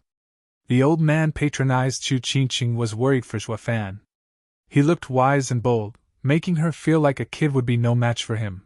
I just hope he won't push it and get hurt in the process. Juefan's eye held an eerie glow as he offered. Please. Kid, the young fear nothing, but will only end up broken, ha ha ha. The old man stared at him, extending his wounded leg. Kid, the same question, how many toes did I have on my 5,000th birthday? Juefan snickered. With senior having 9, then it must be 9. Ha ha ha, kid, you think I wouldn't cut another off? The old man drew his fingers and shot for the leg, and another bloody toe fell. The old man bore through the pain, looking smug. Wrong, it's 8. The people sighed against such a question. No one could guess. As long as he keeps cutting off his toes. The kid met his match in an aged scoundrel. Whoosh! A black light flashed, and the old man Lu shook. Below him, blood spilled like a flood, followed by a searing pain. Ah! The old man howled as he fell to the ground, leaving 2 intact feet in the pooling blood. Juefan stood across, holding a black longsword glowing eerily. I was wrong after all. I mustn't know anything, I guess. But it looks like Senior was wrong as well. You didn't have 8 toes on your 5,000th birthday, but none, ha ha ha. Everyone shivered as their eyes bugged out. The old guy was the Sword Emperor's representative, that nobody dared to offend. Now a bone-tempering nobody did. Wait, how did he get the strength to cut an emperor's feet off? Chu Qingqing was frightened. She never saw Juefan cut someone down, but the familiar scene had her hesitating. Is he the same brat I've been cursing all this time? Senior uncle, are you all right? Su Jinxing rushed to his side, then glared at Juefan. Why you dare? Juefan cut him off. What, since Senior can change the outcome, why can't I? City Lord, how do we settle this round? Tai. The City Lord's face twitched, giving him an odd look. He didn't think this kid with low cultivation had it in him to be so cruel. Zhuafan grinned. I knew City Lord was fair. But that was his question, and now comes mine. Although, Senior doesn't look to be in shape to continue. Switch, maybe? Humph, rotten punk, I'll take his place to bet with you. Su Jinxing gnashed his teeth and stepped forward. He then felt his senior uncle pulling his sleeve as he lay in his own blood, looking worried. Senior uncle. Ashing, you're not his match. The old man was trembling as he looked at Zhuafan's foul smile. I was wrong. He's no youth, but a conniving old monster. Boy, you won't win. Su Jinxing couldn't believe his ears. He was a great peak stage spirit king, yet he couldn't win against a bone-tempering punk? The other youths on stage looked baffled. Only a few veterans caught his meaning. Mei Sangu as well could see that Zhuafan's eyes were beyond shifty. Her opinion of him changing into fright the slash was too clean and without hesitation, coming at an emperor no less. Such nerves and savagery didn't come from just anywhere. It was an edge forged in endless bloodshed and over a mountain of corpses. How could a bone-tempering cultivator wield such experience? The old man gripped Su Jinxing hard, gasping for breath as he gnashed his teeth. City Lord, we give up. You bet with him. Boy, this isn't over. I will get you for taking my 2 feet. Any time. Zhuafan turned towards City Lord. Care to ask, City Lord? The City Lord looked grave. Steward Zhua, now I know why you wield the clan's power, having the skills to handle the job. Thanks. Here's my question. The City Lord paused. This is the Nethersea map. I want to know that if you got the map, how sure are you of finding it? Everyone flinched at the question, focused on the two with rapt attention as they waited for the answer. Zhuafan smiled. I didn't even see the map, so how sure I can be? Like with any treasure map, I'll be doing my best. Is that enough? A perfect answer, since this answer comes from your heart. Take it. The City Lord handed the map to Zhuafan. Looking over the aged paper, Zhuafan said, Just like that? I've yet to ask my question. You're the house and have the highest chance of winning? Steward Zhua's methods opened my eyes. I'm sure I can't answer it anyway. I lose, ha ha ha. The City Lord said. Zhuafan paused, then showed a vague smile as he stashed the map in his ring. Thanks.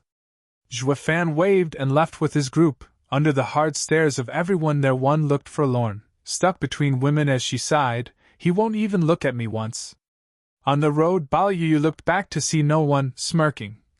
Here I thought the map was something special, but we got it easy. Easy?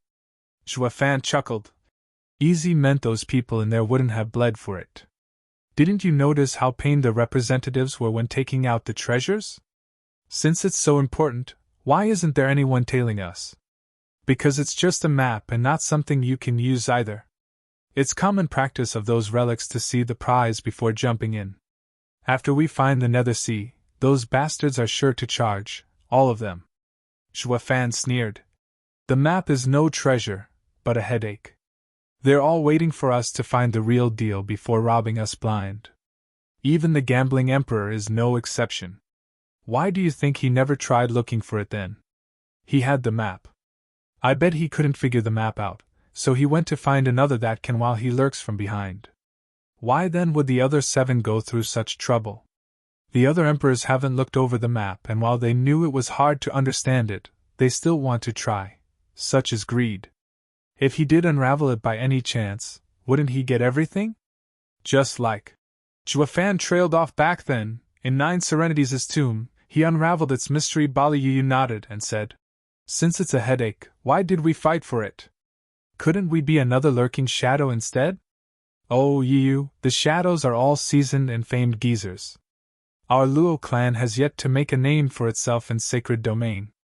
Why hide? We're only using the map to knock on the 8 emperors' doors and enter the fray. Without it, there's no way for us to enter the 8 great lands of the sacred domain. Oh, so that's why. Who do we go to first? The demonic emperor, Zhao Qin. Zhuafan's eyes shone, his smile evil.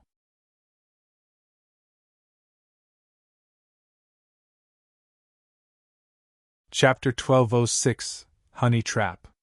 Chapter 1206, Honey trap. Proofreader Papatonks. Zhua Fan stood in the center of a pitch-black room. He took out a black sword as his right eye shone in 2 golden halos. Divine Eye of the Void's 2nd stage, Void Annihilation! Bam! A ripple struck the sword, making it shiver. It then whooshed as it turned into a tan child. Sword Child had regained its freedom. Master, you're letting me out at long last. I was wrong and it won't happen again. Sword Child bowed on the spot. Zhua Fan stared at it with a critical eye. Then where were you wrong? I disrespected my betters and was hard on young Master San. He is Master's godson and I'm just a sword. It was a clear breach in status and deco dash. Please, how is that your mistake? Zhua Fan barked. You see no difference between friend or foe, having no control. You're jealous and reckless. As my sword, you are closest to me. But with young Sanzi as my godson, you wanted to replace him. That's why you taunted him so much, backing him into a corner until you had no other choice than to go for the kill. Tell me I'm wrong. Sword Child was silent. Zhua Fan continued. You know that everyone around me is a person I cherish, a comrade and a friend, treating the Sword Kings and Elderlies group the same way. I don't want them to feel left out and harbor ill will, leading to conflict. In any society or group, its end is sure to come by wasting all its energy on infighting. The Sword Star Empire fell because of Bailey Jingwei's rampant expansion, leading to 2 groups of Sword Kings forming and clashing. Young Sanzi is one of us. I don't want my sword and my people to be at their throats, are we clear? Yes, Master. Don't call me Master, but Dad. Dad? Sword Child started. Zhua Fan smiled. I told you, I don't want infighting, treating everyone as friends. You are born from my path, resembling me the most, and that makes you my son. Since you feel sour about young Sanzi, then I'll take you in as well, treating you both the same. He's your eldest brother, of equal status, and there's no reason to feel jealous. Yes, father! Sword Child beamed. Zhua Fan warned. One last thing, as my spitting image, you know my standards. Demonic cultivators need not only be demonic, but have principles as well. None of us may ever be allowed to be heavy-handed on our own regardless of reason. It's no different than smearing your heritage and your ancestors, taking it out on your own people. Remember demon scheming Sect Xiaoyue? If it were then that I've learned you had the same character as him, I wouldn't have been so light as your Grandmaster was. Yes, father. I'll focus on my mentality and achieve Tao like you. I won't let demons take hold of me.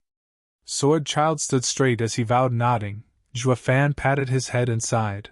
I can only hope. Creak. Baliyu slipped in. Steward Zhua, someone's here for you. Who? Who else but a distressed damsel? Qin-chun? Zhua Fan raised an eyebrow, then nodded. I'll go right now. Zhua Fan was practically running, with Baliyu rolling her eyes. Steward Zhua, when do you plan on stealing that busybody from Ruby Cloud Sect? Not now, we're not ready to take on the 8 emperors in the open. Also, Zhua Fan smiled. The Ruby Cloud Sect is where she grew up. Her heart is still there, and using force is no different than killing her parents. She would hate me forever. Taking it one step at a time is better, starting with winning her heart. Once I ruin their ties, everything else will fall in place. Baliyu rolled her eyes. How long will that take? I hear she's spoiled in the sect. All the elders favor her, even her master, that crone empress. That's what worries me. Those hags are conniving banshees. Qing has shown nothing extraordinary about her, so how could she have caught their eyes to such a degree? Zhua Fan asked in a frown. Speaking of, I had Elderly look into Qing's past. Any news? None so far. He said he'll start once we're safe out of Gambling Town. Tell him to do it now. The Gambling Emperor's group is watching over the town. No one will try anything under their watch. Zhua Fan said. Also, with my other son here, safety won't be an issue. Tell him to get on it right away. Zhua Fan patted Baliyu's shoulder and left. She raised an eyebrow, looking oddly at Sword Child. Son? You became a son as well? I can't? You might say that I've been with my father day in and day out, every minute of the hour. Sword Child showed her a toothy grin. Why, wanna be my mommy? Bali Yu flushed and looked away, feeling defeated. Why does he only ever care about her? Xue Fan reached the dazzling lounge, meeting with a hesitant Chu Qingqing pacing around. Qingqing, how did you get here? Xue Fan. His voice pulled her away from her worries and then she hung her head. Her shoulders slumped. Xue Fan knew why. Is something wrong? Xue Fan. Just speak your mind. After all, there's no secret between husband and wife, right? How irritating, calling me your wife. Chu Qingqing glared at him with red cheeks, but her sadness returned once more. Xue Fan, I just don't know where to begin. Senior Aunt Mei wants you to give us the map. Xue Fan's brow shook, giving her a long look. Qingqing, you're putting me in a difficult position. You're my wife, yes, but the map belongs to my lord. I'm but a steward. Clanhead saw greatness in me and took me in as steward. I could never betray his trust by taking what is his. I feel the same. Despite being a steward, you rely on others. Senior Aunt is asking for too much. Chu Qingqing paused, then gnashed her teeth. Forget it, you don't have to feel bad, Xue Fan. I'll just tell them I failed. It's only going to get me a nagging at most. Chu Qingqing walked away, but Xue Fan caught her shoulder. Wait, you're saying they're going to fault you for this? Yeah, Senior Aunt won't be hard on me, but my senior sisters will mock and deride me. Chu Qingqing muttered. He took the forlorn Chu Qingqing into his arms and said, My poor Qingqing, my dear wife, what did you do to suffer so? Why don't you leave Ruby Cloud Sect and live with me? How could I? Master and Senior Aunts are so nice to me. I can take a bit of scolding. I could never betray them. Xue Fan knew this was coming and faked difficulty. While I can't give them the map, as long as they'll give you to me, I'll have them take a look at it. I'll have you know I'm an established painter. Give me to you? Yeah, just mention it to them. It's their problem if they agree or not. It won't have anything to do with you and they won't scold you. Xue Fan snickered, holding her close and cooing. Dear wife, I'm not saying that to demean you, only thinking of being together again. I would give anything for us to live together. Chu Qingqing smiled, swooning. But then she scrutinized him. All right, but how did you cut Elder Lu's legs on the betting stage? You're not an emperor but a bone-tempering cultivator, I know. You must all be disgusted with me.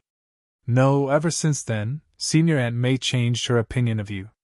How did you do it? Simple, really. Xue Fan snickered. Speed, ferocity, and accuracy. He was just ahead of me and complacent in his victory.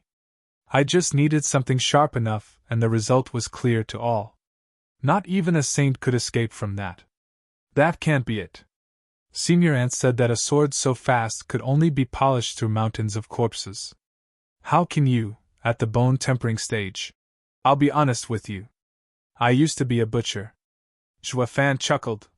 Millions of pigs must have crossed these hands. Isn't that a mountain of corpses? Your Senior Aunt has good eyes, ha ha ha. Chu Qingqing nodded and exclaimed. I see, only there's a big difference between a murderer and a butcher. About the same, just look at people as pigs to the slaughter. You've been gone for quite a while now, should you head back? Tell them what I said and maybe we'll seal the knot. I'll become the mighty son-in-law of Ruby Cloud Sect, ha ha ha. Annoying! Xue Fan urged Chu Qingqing to leave, flirting while at it.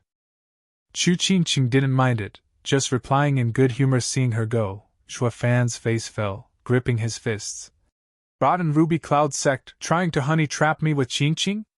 What do you take my wife for? Bastards!